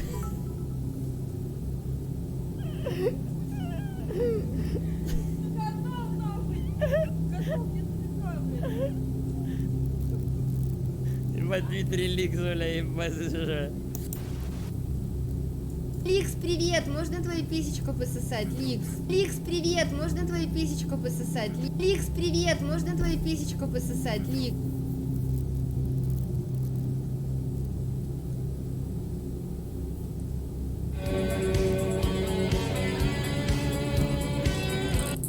Ну а что, можно так? Так, ну что?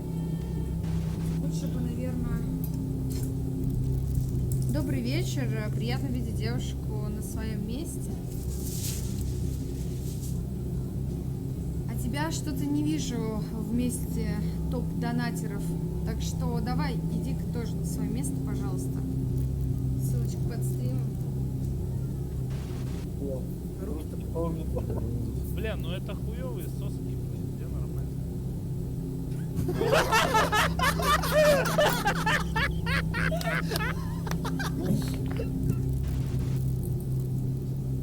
Слава! Давай, раз, два, три.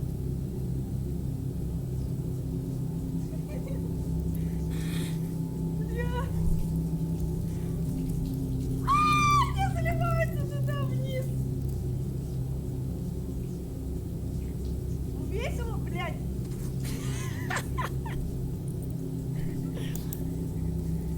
Блядь, я просто вся сырая опять, как щенок какой-то. Облезлый. Пиздец.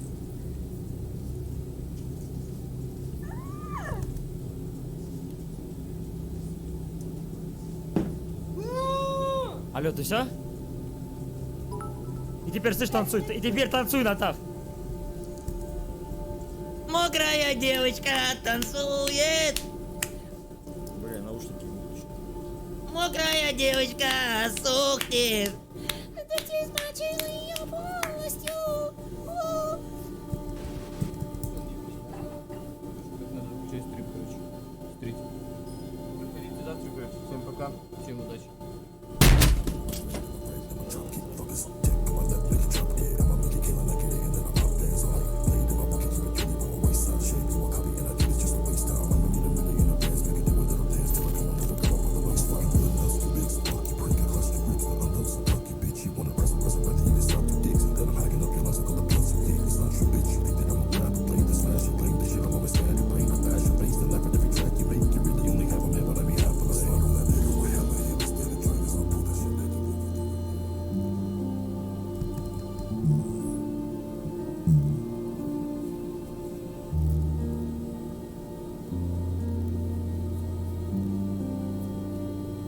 Поехали нахуй! Можно вопрос не по теме? Ты стрижешься вообще когда-нибудь? Или ты так, ну, типа пуха вообще? Или это на карантине? Я могу терпеть все. Но наглости и оскорбления в свою сторону я не стерплю. Что?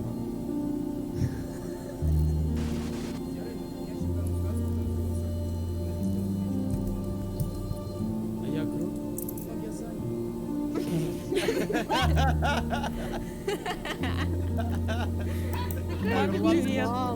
Камеру ладошкой закрыть. Камеру ладошкой закрыть.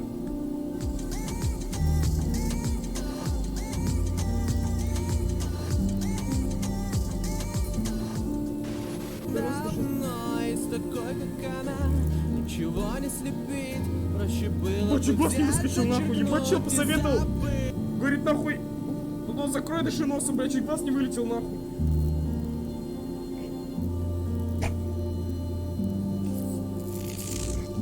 Блядь, ну сейчас глаз вылетел. Ты что? Сказал сказать так русскую, но надо... Блять, у него такой смех ебанутый, чтоб он сдох. Смотри, на стрим. Что он делает? Выходи, Слава, выходи.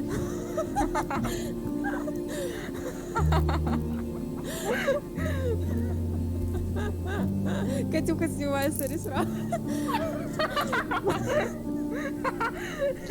Ебать, девочка-сосочка, почему одна, сейчас будет два? Какой вот есть хороший издеваться, блядь. Нет, тебе идет, вот без рофлов. Ножки красивые. Да, в натуре. Ты чулки тоже заказывала его по своему желанию? Слав, смотри. Смотри. Смотришь на меня, да? Смотри. Спасибо за донат. И вот так вот. О, у меня что-то упало. Слава, что эти твари с тобой сделали, блядь? Братан, ей пизда, братан. Ой, как губками ты красиво делаешь. Трусы хоть натяни, сука, клуша, не позорься, ебаная, блядь. Слава, давай. Давай, давай, давай, давай, давай, давай.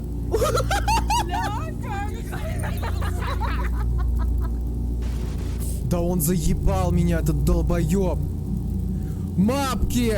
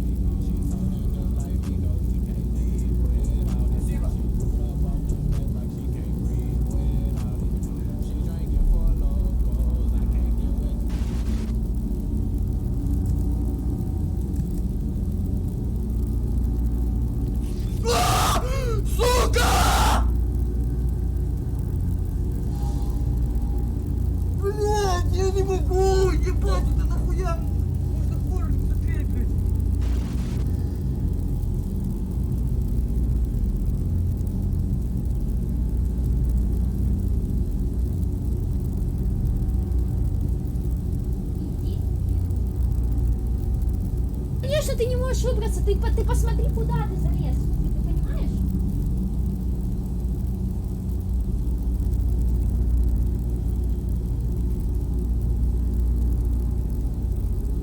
Это бесполезно. Пусть сыт.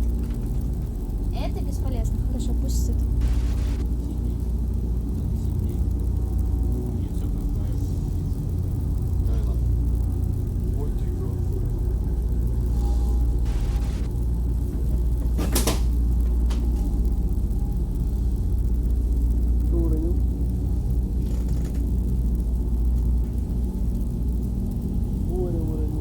Ксюха! А, нет. Он упал.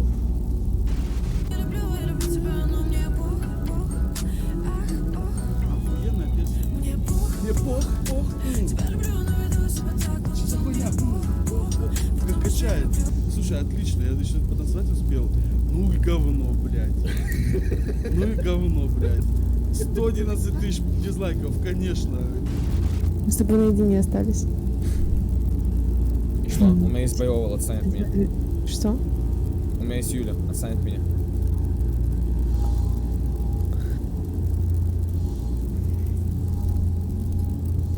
Ладно, извини. Ладно, извиняю. Я уйду? Да. Пока. Пока. Понятно.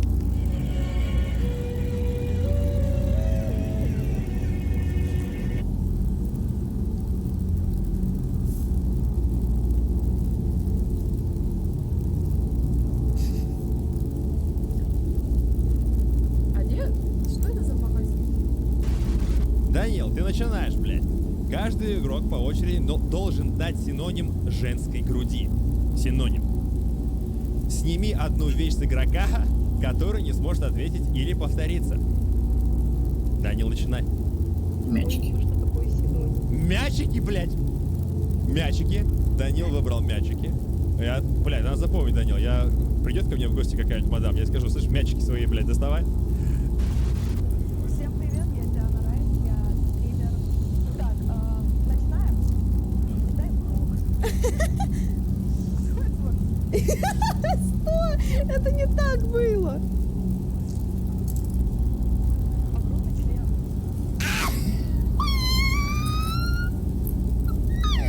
Ого!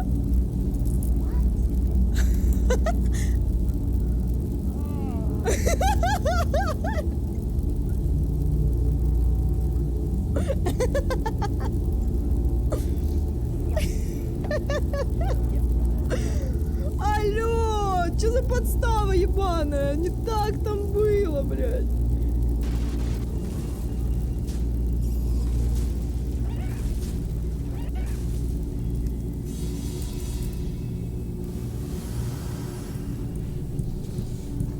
Блядь!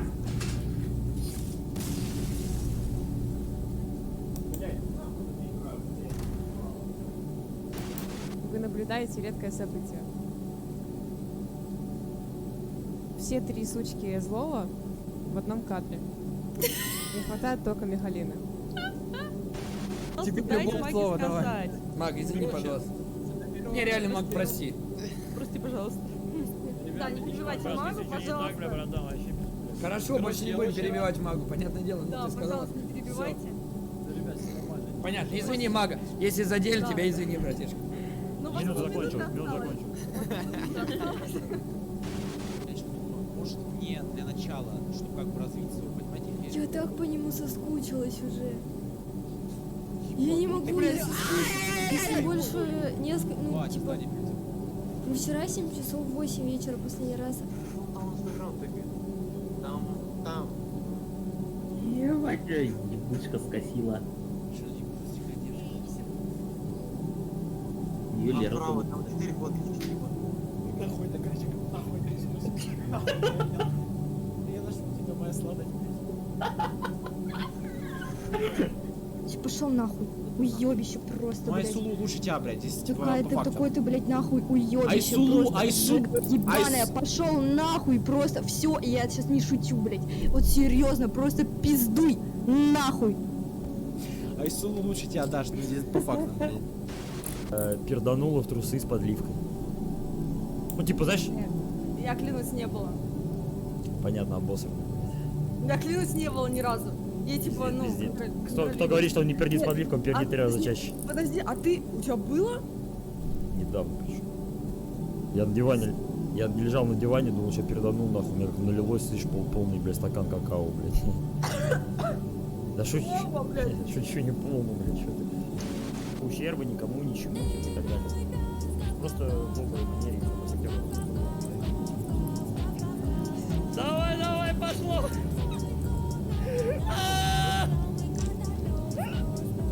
Ты легенда! Стой, такая, да? А на следующий день Генсуха... Я умный. Я ничего не знаю, но я умный. Я гений в своей натуре. Короче, тут логика такая, что вот если мы думаем так, то это будет наоборот. Нихуя не. Я уверен. То есть, ну вот, клала. Я вот думаю, клала.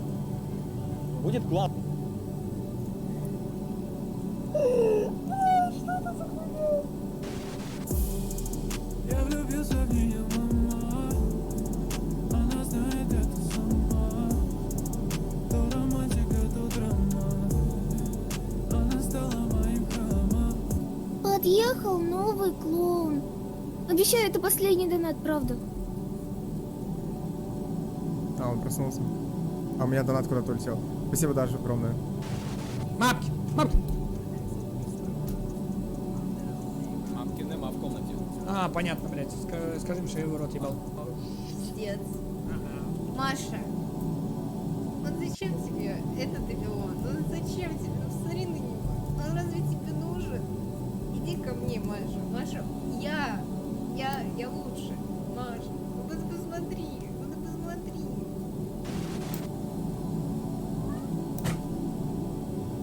Никто, блядь, я начал разговаривать в строю, блядь. Товарищ солдат. Прошу помолчать. Не выкрикивать из строя. Солдат, я не понял, нахуй. Ты в сушилку захотел, блядь? Алло. Смирно. Смирно. На месте шага марш. На месте, я сказал, что сука, не слушается. Ребята, как выглядит вертолет, смотрите.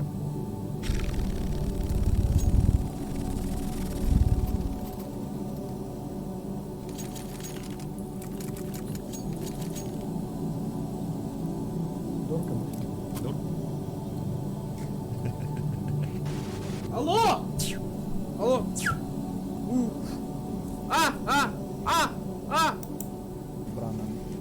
Я! Литературе, какие-то точные науки изучаю.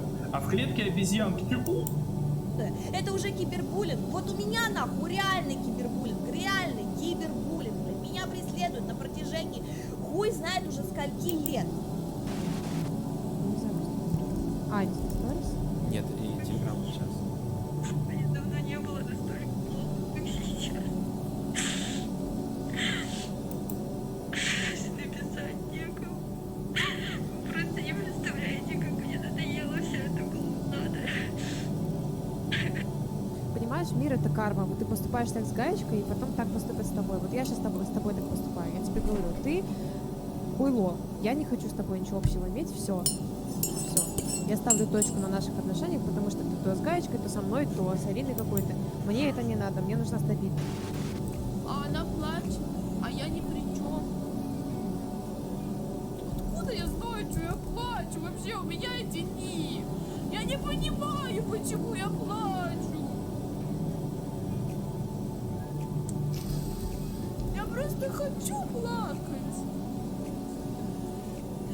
Но я не хочу плакать, я не понимаю. Вот бесит, я не могу. Громче, громче, громче.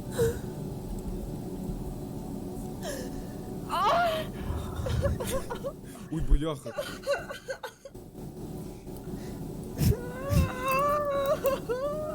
Нет, не сам.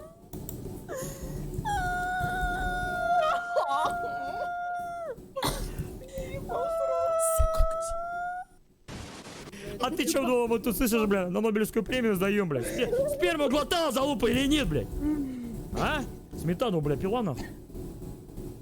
Понятно, слышишь? Вот она. Сейчас проглотила, со вчера осталось. А что, ты уже ответила? Нет? Не ответила еще. Отвечай же уже. Хотя можешь уже отвечать, уже понятно, блядь. Ну скажи Тебе это. понятно, блядь, дебилоид. Просто говори. Да. И все. Ну да, мне же не 16 лет, блядь. Мне же не 16 лет, что ты пристала, а? Ну что ты пристала ко мне? Все, больше. Че мне, блядь, 15 лет, 14, мне уже 22 скоро, блядь. Мне уже замуж выходить надо. Все, иди. Дебилоид. Все, отстань от меня. Сережка-то Игра сметаной закончилась? Сережка-то пещеру сметаной заливал, бля. Ой. Блядь! Блядь! На, нахуй! Давай, братан, залетай! Стрелы вперед! Залетай! Стрелы к бою! Давай! На, блядь! Дракон, блядь, какой дракон, алло! Мне Дина очень Косолька, ты можешь номинировать либо меня, либо Рому, либо Аринян. Но про Аринян-то ладно, Дина там будет беситься и исполнять у нас. Чуваки, я бы так не бесилась, если бы я не была либералом, который, мать его, проверял фашиста, нашел на этом столе фашиста. Вы верите Федорбуту, который просто гнет свою гитлеровскую линию? Какого фильма год? 19-го. Ой, блядь, чё ёбнут. Нихуя, кстати, 19-го фильма год. Ой, 19-го фильма фильм. Да, блядь, 19-го года фильм. Притворись моим мужем. Ой, иди нахуй сюда, блядь. Цена человека. Италия, Франция. Подводная, ой, иди нахуй, блядь. Зеро 2, ой, блядь. Чудеса, ой, блядь. Да и пиздец, это говно смотрит 25 тысяч, блядь. А тебе охуенно вот это 2 человека такого, блядь, всего интересного, классного, блядь. Ой, как так-то, блядь? Говно это ебаное, это уёбка носатого, блядь. Фу, блядь, дебилы этого, блядь. Смотри, 25 тысяч, блядь, это накрутка, блядь. Это накрутка, блядь. А вы знаете как, а вы помните, как на вот этих вот, извините, ой, извините. Навид-то, может, турнир, в общем-то, и не нужен был. Флеймон говорит, пацаны, тут давеча, вернее, вот завтра, открывается новая кальянная. В 5 вечера всех приглашаю. И московские пацаны в электронику и перв говорят, у нас же это в плей-офф там в это время. И все в флейме говорят, пацаны, вы что? Я не понял. Вам что, моя дружба дороже или турнир вонючий? Срать он хотел на этот турнир. Вы понимаете, что карантин дан для того, чтобы отдыхать? Отдыхать! Санек такой же, ему надо... Сука! Бля, аж нож зачесался.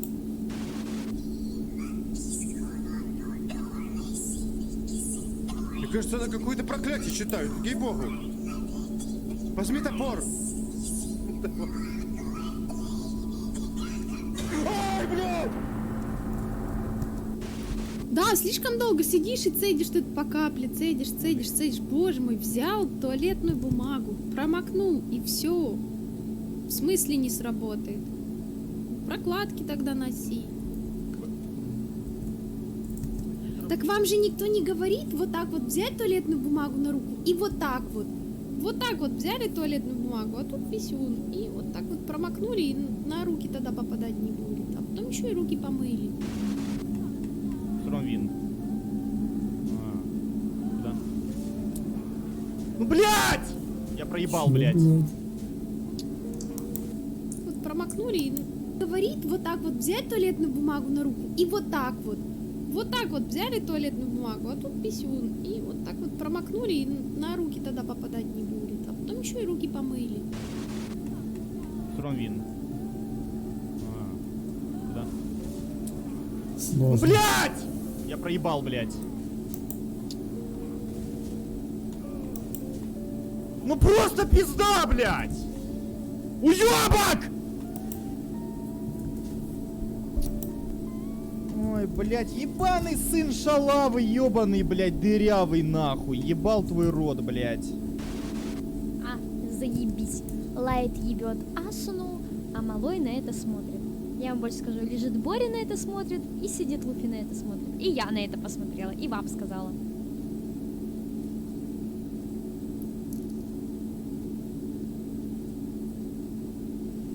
Не буду я вам это показывать, чипанулись. Сука, вот обещаю, вот сейчас вот ты выберешь действие, сука, я тебе так... А ты сказал, что я выберу действие. Мне скрывать нечего, человек простой. Слав, ну мне не сложно, я не это, я ЧСВ, понимаешь, я не гордая, мне похуй. Да я знаю, что ты не гордый, я поэтому и сказал, давай, делай, не пизди.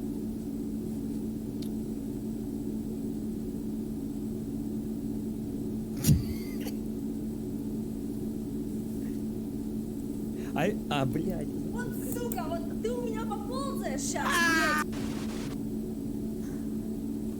Вот.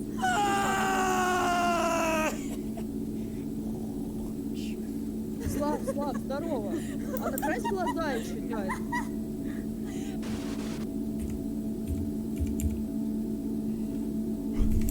Я думал, она в видосе, нахуй.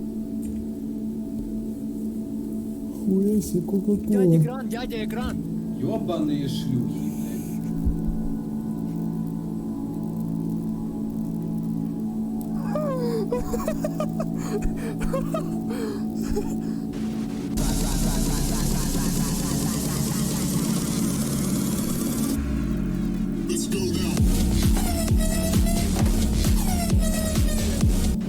The stars that guide me towards salvation. I start to note man along the way, hoping to find some old forgotten words or ancient melody. He turned to me as if to say, hurry boys, I'm waiting there for you. Oh, here we go. It's gonna take a lot to drag me away from you. There's nothing that 100 men or more could ever do. I bless the rings down in Africa. Gonna tie some time to do the things we never had.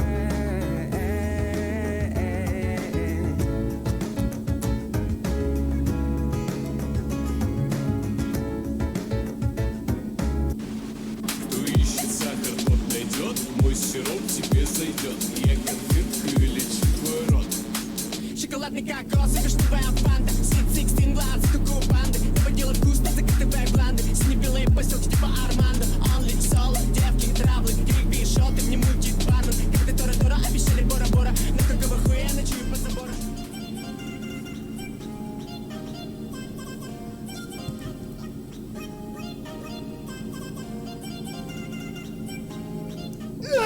Блять, заебала не смешная хуйня. Блять, ну ребят, ну он вообще не улыбается, блять. Блядь, напукались, блядь. Ой, иди в пизду. Пиздец! Осуждаю!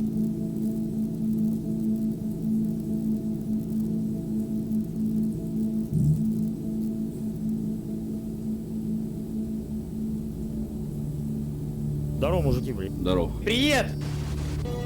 Ебать, а тут как будто реально прям Зевс идет.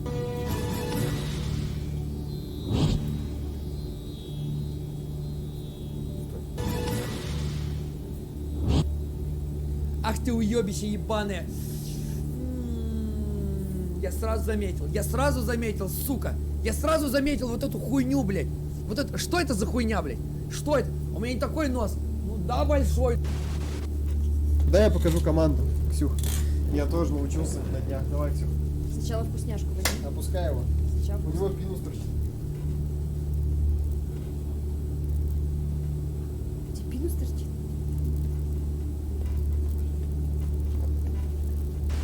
Чисто 50-ку проебала. Поехали, Сэм, найдем ту, которая сядет тебе на лицо. Не-не-не, у меня уже жена же есть. Жена. Давай я жене твоей заплачу, если она сядет тебе на лицо. Нет. Нормально? Я могу сесть, не.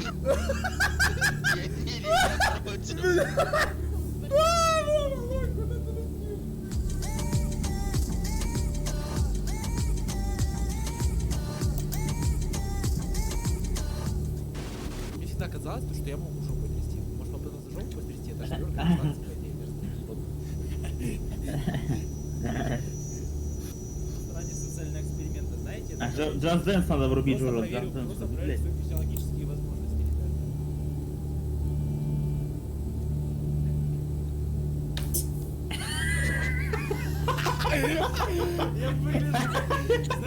Я выгляжу как собака на улице, против собак. Не вот так, а вот так. Шарите, да? Шарите. Блин, что-то не особо видно. Где моя жопа? Почему? Что это?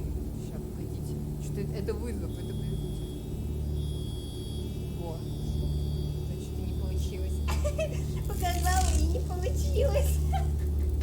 Мне вообще похуй, блядь. Не в этом дело, блядь. Уменьшите меня в Дискорде и все, блядь. Да кто ты я башку. Пиздой. Давай, вылази, я тебя в рот отъебу, нахуй. Все, я после этого не хочу играть. У меня чел прыгает сам, это говно. Пробежал. У меня чел сам прыгает, все. Ай! Блядь! Ебать, как их так легко ломает, нахуй, фильмы. Информация о том, что завтрашнее совещание будет посвящено анальным утятам, оказалась ложной. Информация о том, что завтрашнее совещание будет посвящаться альным, а не анальным. Альным утятам. Я хотел бы но анальные утята тоже неплохо, так сказать. От 1 до 10 оценка.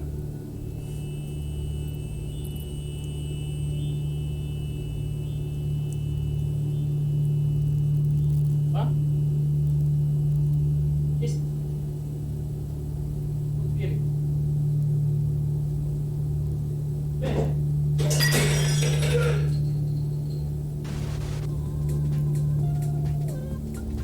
Серега, ты просто агент 007, где 0 это твой скилл, 0 удачи, 7 каретика. Ты агент долбоёб, блядь, где долбоёб это твое имя, нахуй. Ха-ха-ха, блядь, чё? 1-1, блядь, свою панч, нахуй, отбивать, чё, нежданчик?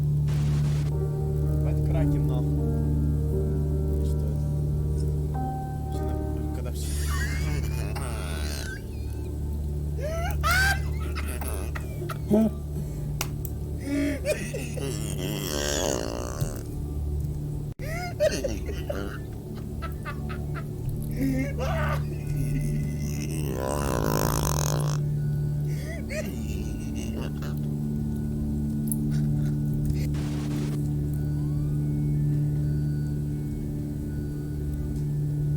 Добрый день.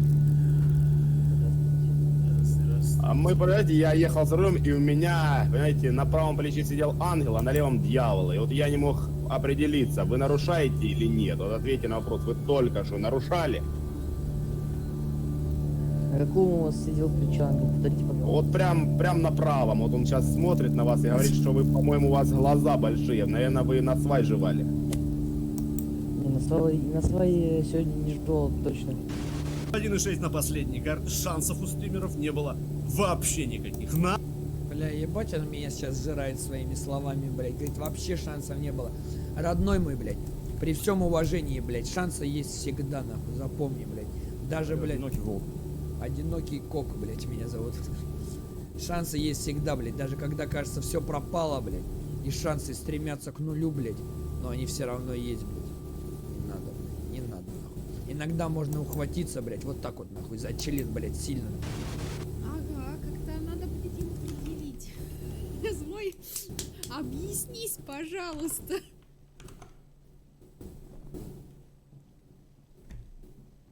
Что?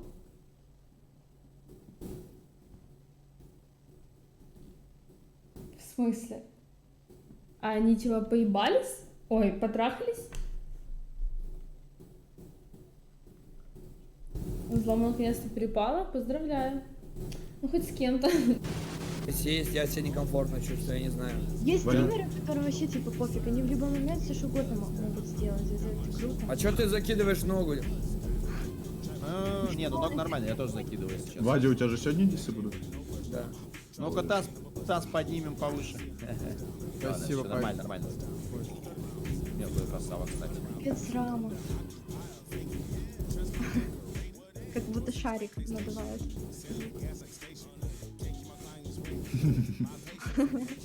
У меня стул также скрипит. Злой, ты подушку забыл подложить. Ребят, до конца 50 это тяжело сделать, очень это я могу. Кто считает?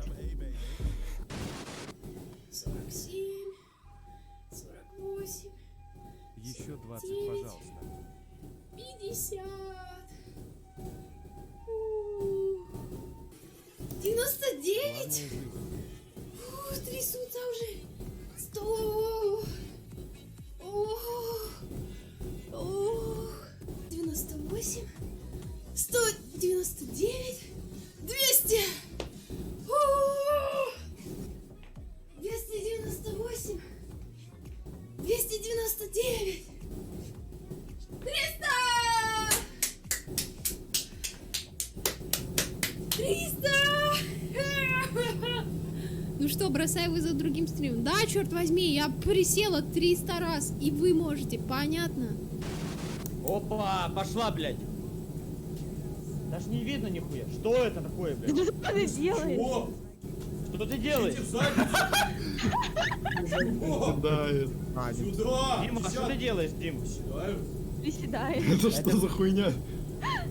Да ты на что садишься? Это что за бабушка, блядь, какая-то не Баба, блядь.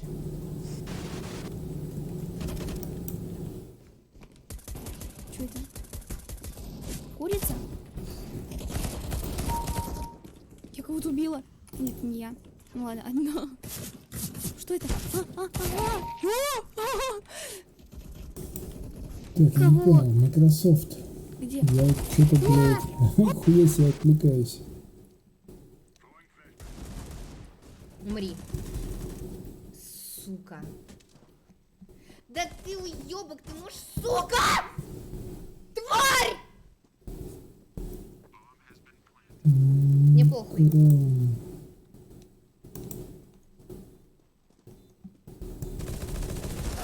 Блядь! Ебаный сникерс! Ебучий! Умри! Сука! ХП нахуй, пожалуйста. Турика так душевно взорвали. А меня повысили, пацаны. Блядь!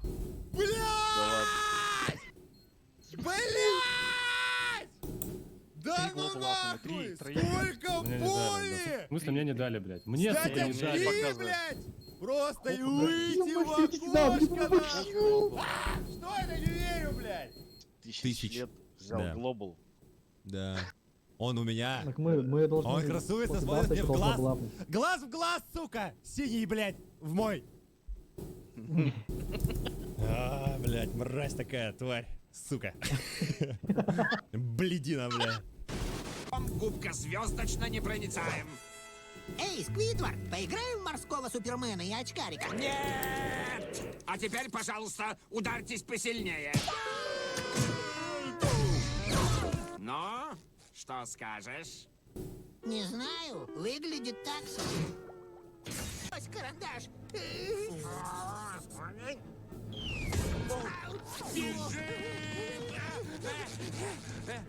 Ой, довольно? Копия подлинная. Ну-ка, иди ко мне, ты мой сладкий морской организм. Смотри, не напортачь на этот раз. Netflix 2.42.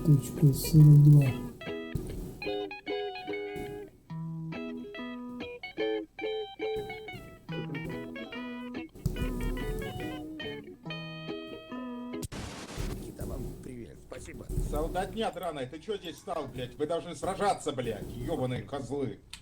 А вот стоит какой-то попутчик. Овощ, блядь, сука. Здравия желаю. Здравия желаю, товарищ. Генерал прибыл. Как Что вы тут забыли, блядь? Съебитесь отсюда, Тебя господа. забыли спросить, пёс, блядь. Как разговариваешь, блядь? Как разговариваешь, спрашиваю. Как разговариваешь, спрашиваю.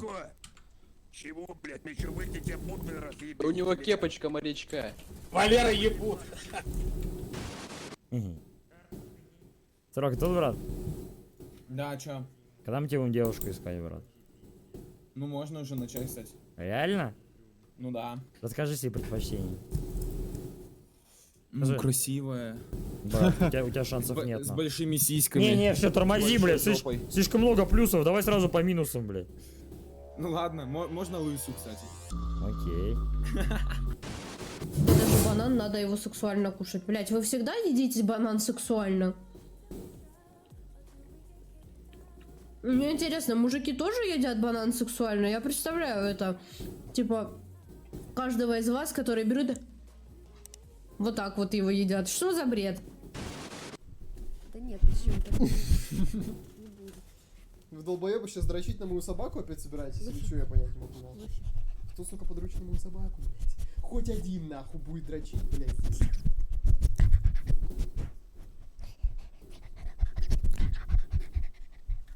Луфи настолько обнаглел, он крышует котов, он крышует Ксюшу, он только что ходил, бегает крышует за ней. Ксюшу. Он бегает за ней, вон он, блядь, бегает, сука, медведь ебаный, ему вообще похуй на все. Крыша ебаная, ходячая, блядь, он крышует здесь всех у нас уже. Воу, блядь, ебанулись, что ли? Михалина из... Ну, блядь, ну все, пиздец. Короче, я скипом отвечу.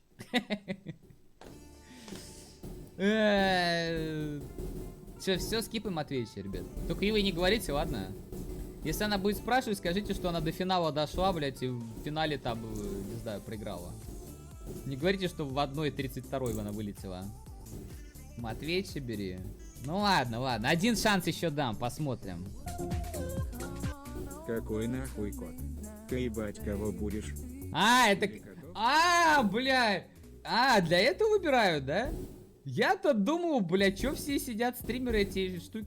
Блядь, нихуя какой приз главный у меня.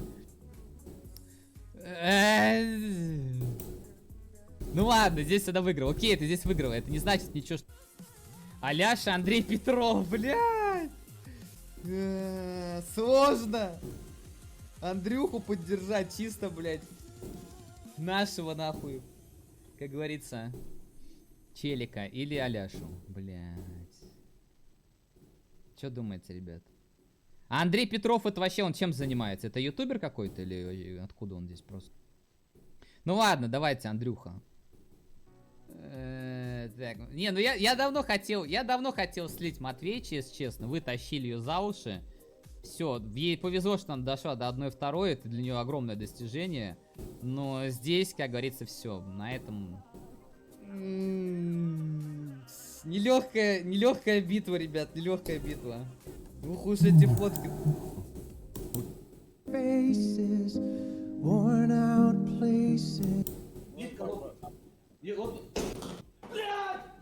Долбоёб, ты что сделал? Такое ебло утиное, ёбаный он долбоёб. Блядь.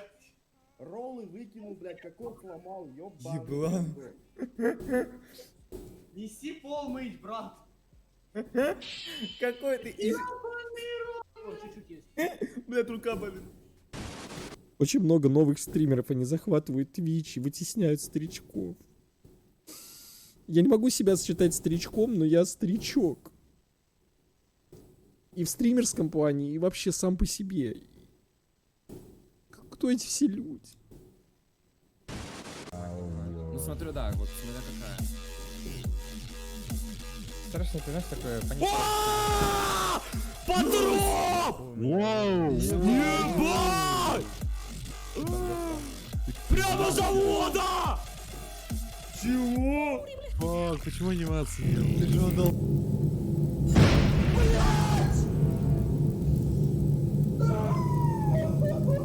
Привет, малышка.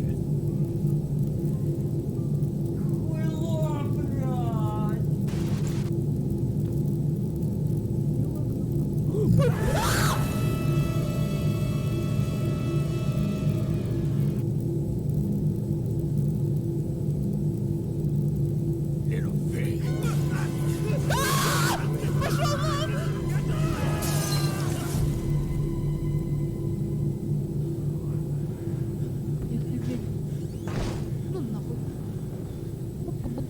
А чё, я книгу почитать хочу, блядь. Ты полторы? Все, ладно.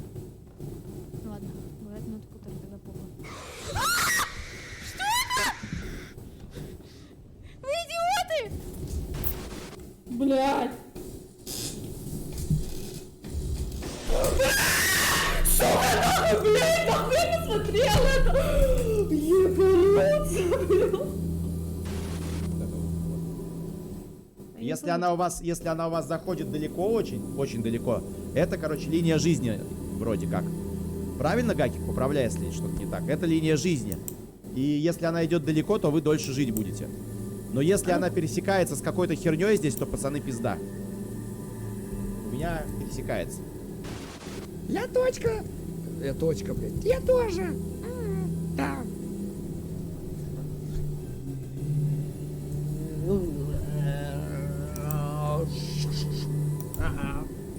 Лайфхаки поставили точку в этом вопросе. И я поеду сейчас покупать принтер. Все, я со свечкой, блядь, все, молиться. Все, пишите, вызывайте дурку, стримеру пизда. Прошу тебя, ну не надо. Нормально мы с тобой общаемся, братик. О, братик.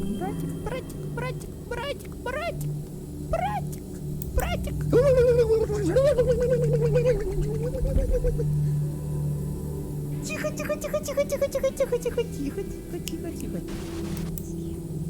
А че он замолчал?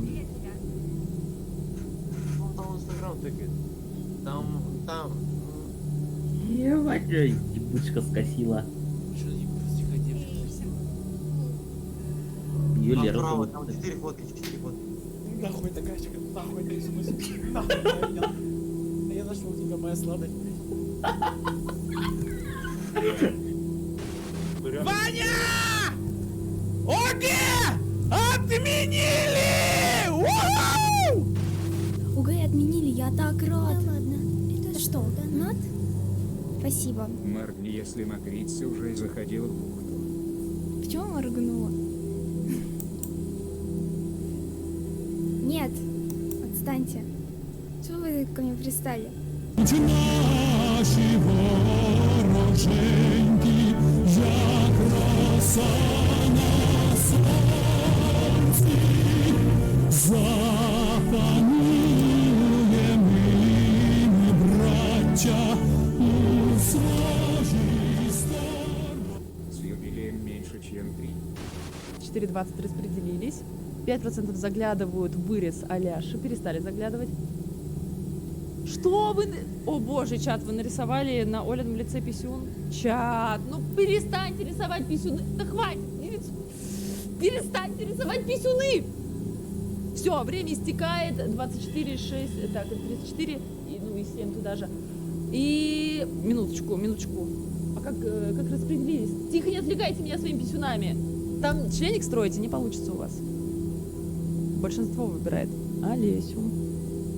Ох, чат. 57% у Арины, 6, 5, 4, 3, 2, 1, 0. И зафиксирована победа Арины. Аплодисменты. Девушка, садитесь, подвезу. Да не надо, блядь, я уже добегу сама.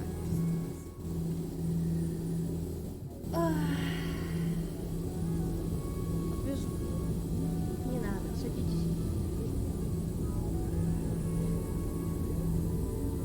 Слышишь, дядя, алло.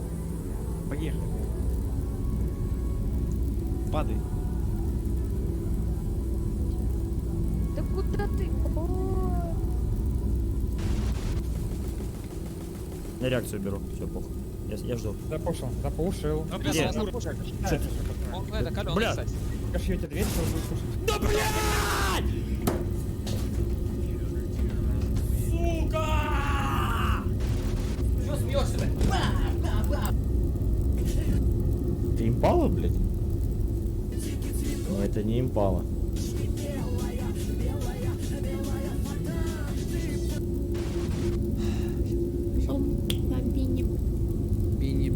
Бом. Обиня. А как это быстро так?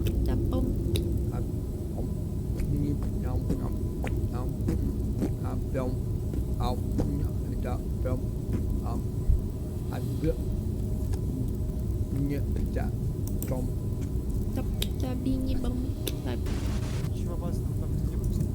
Не, ну вообще, это как, типа, блядь, типа митинговый, типа какая-то хуйня такая, не знаю даже. Да, просто проконтролировать. Просто контролем. Проконтролировать. Конечно. Здорово.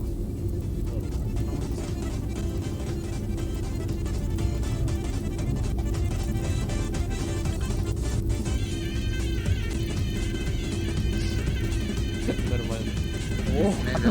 Опа! Отвечайте. Алло, меня слышишь? Мне похуй, я фиг. Андрей, на суефакту сегодня лох. Блядь, надо. Традиция нам. Суефа. До 3. Суефа. До 3. Ебать. Ну ладно, повезло тебе, лошари ебаные. Значит, сегодня моя игра. Знаешь, где я вырос? Где челики, делая кикфлипы, а кикфлип это трюк на скейтборде, катались на обычной площадочке. И тут врываются типы и начинают в них хуярить пистолетов, пневматов. Просто эти скейтеры ебучие разбегаются и все. Андеграунд. Я жил, блять, в однушке, и где потолок был бетонный нахуй? Где пол был весь скорежен? Я играл на табуретке и сидел за столиком кухонным. Полюбите, цените своего стримера, он есть, и всегда о нем заботьтесь, и не думайте, что если на его лице всегда улыбка, у него всегда все хорошо, у него в душе может быть переживание, могут быть, и поддерживайте его, и всегда топите за своего стримера, горой стойте, блядь, ебало, сука, бейте, крошите, сука, этим разница. Только тогда мы можем быть самими собой. Только в этот момент. И все остальное не важно. Все остальное это просто инструмент. Это жизненный разводной ключ, которым ты откручиваешь эту гайку.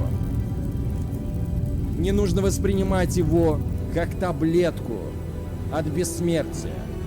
Просто откручивай. Откручивай эту гайку. И иди дальше. Иди. Пацаны, а что я хотела сказать? Я хочу вам сказать пока.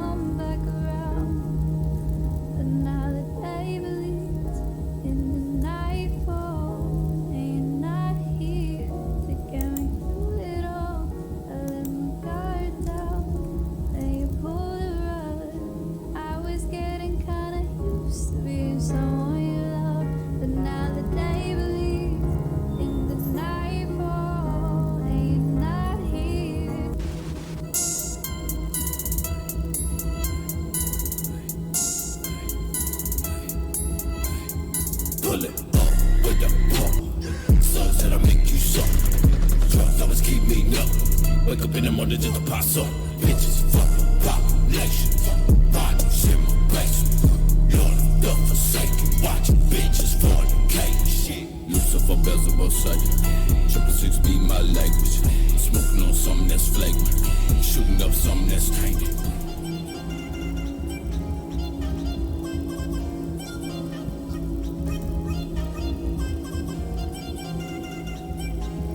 Я сосу всем члены. Да ты, сука, соси! В туалете-то, блядь, ебать. Что ты сделал мне миньет? Ой, Ой, блядь.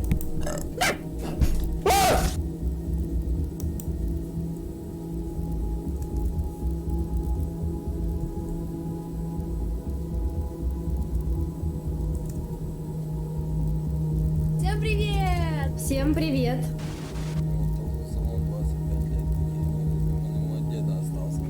Ну, короче,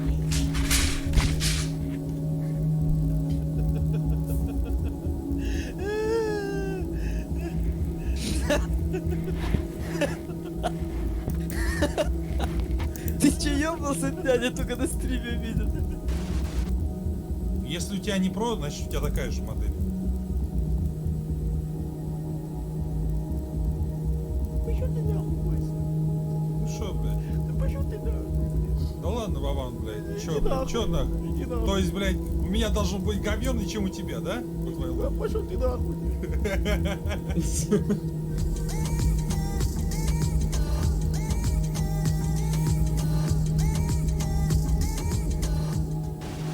Ух, меня откинуло.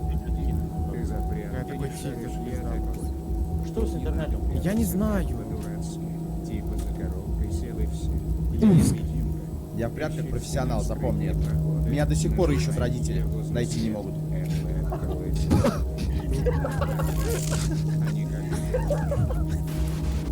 Иногда и по 3 раза. Тебе бы понравилось. Ой. Ой. Ой. Ой. Что-то сам пошутил, сам посмеялся, блядь. Самодостаточный.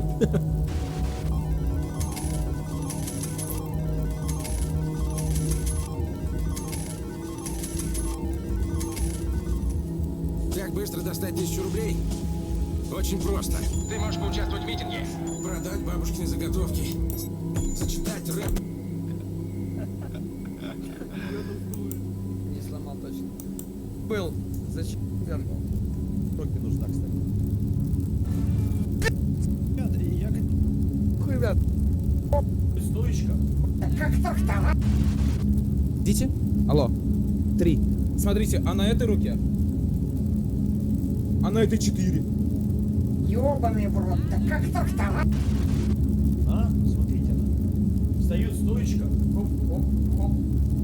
Хоп, хоп, хоп. Я даже не занимаюсь. Хоп, хоп, хоп. Ебать. Могу чисто ногой достать до ебучки. Вот так стою. Оп, ножка и оп. И все. Ой, судорога ебаная.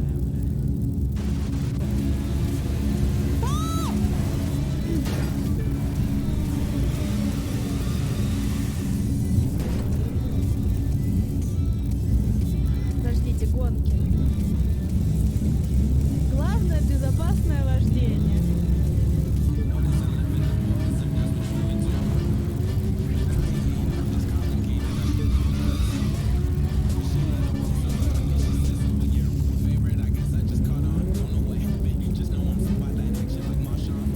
Нормально, ничего не поцарапалось.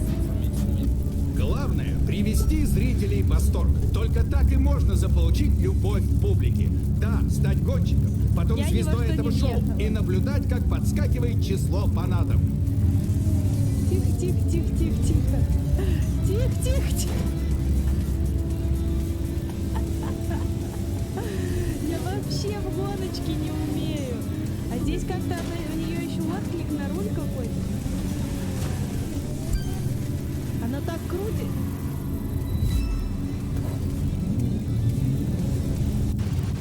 Скипаем квест.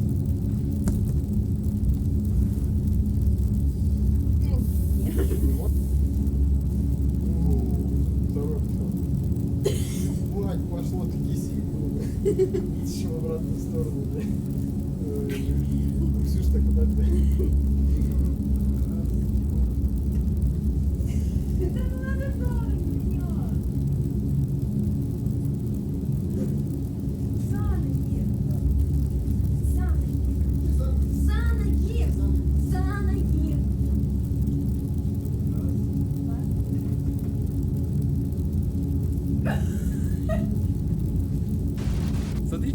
Смотрите, какая девочка красивая. Боже мой, маскара, ой бой, какая девочка.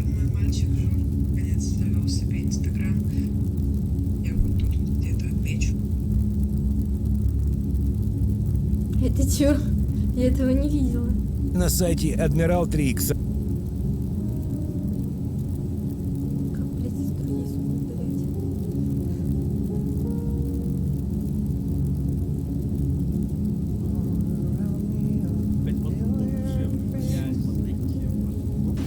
Имя Олег, это в принципе сразу, это автоматически люди сразу, они к Богоотину без доклада попадают тоже на прием, потому что Олег это заебись, запомните сразу, синоним слова Олег, синоним вообще имени Олег, это сразу заебись. Андрей очень нравится, потому что Андрюшка у меня с Модестом, он мне очень нравится, очень нравится. Ксюха так себе, но Андрюха, бля, просто секс.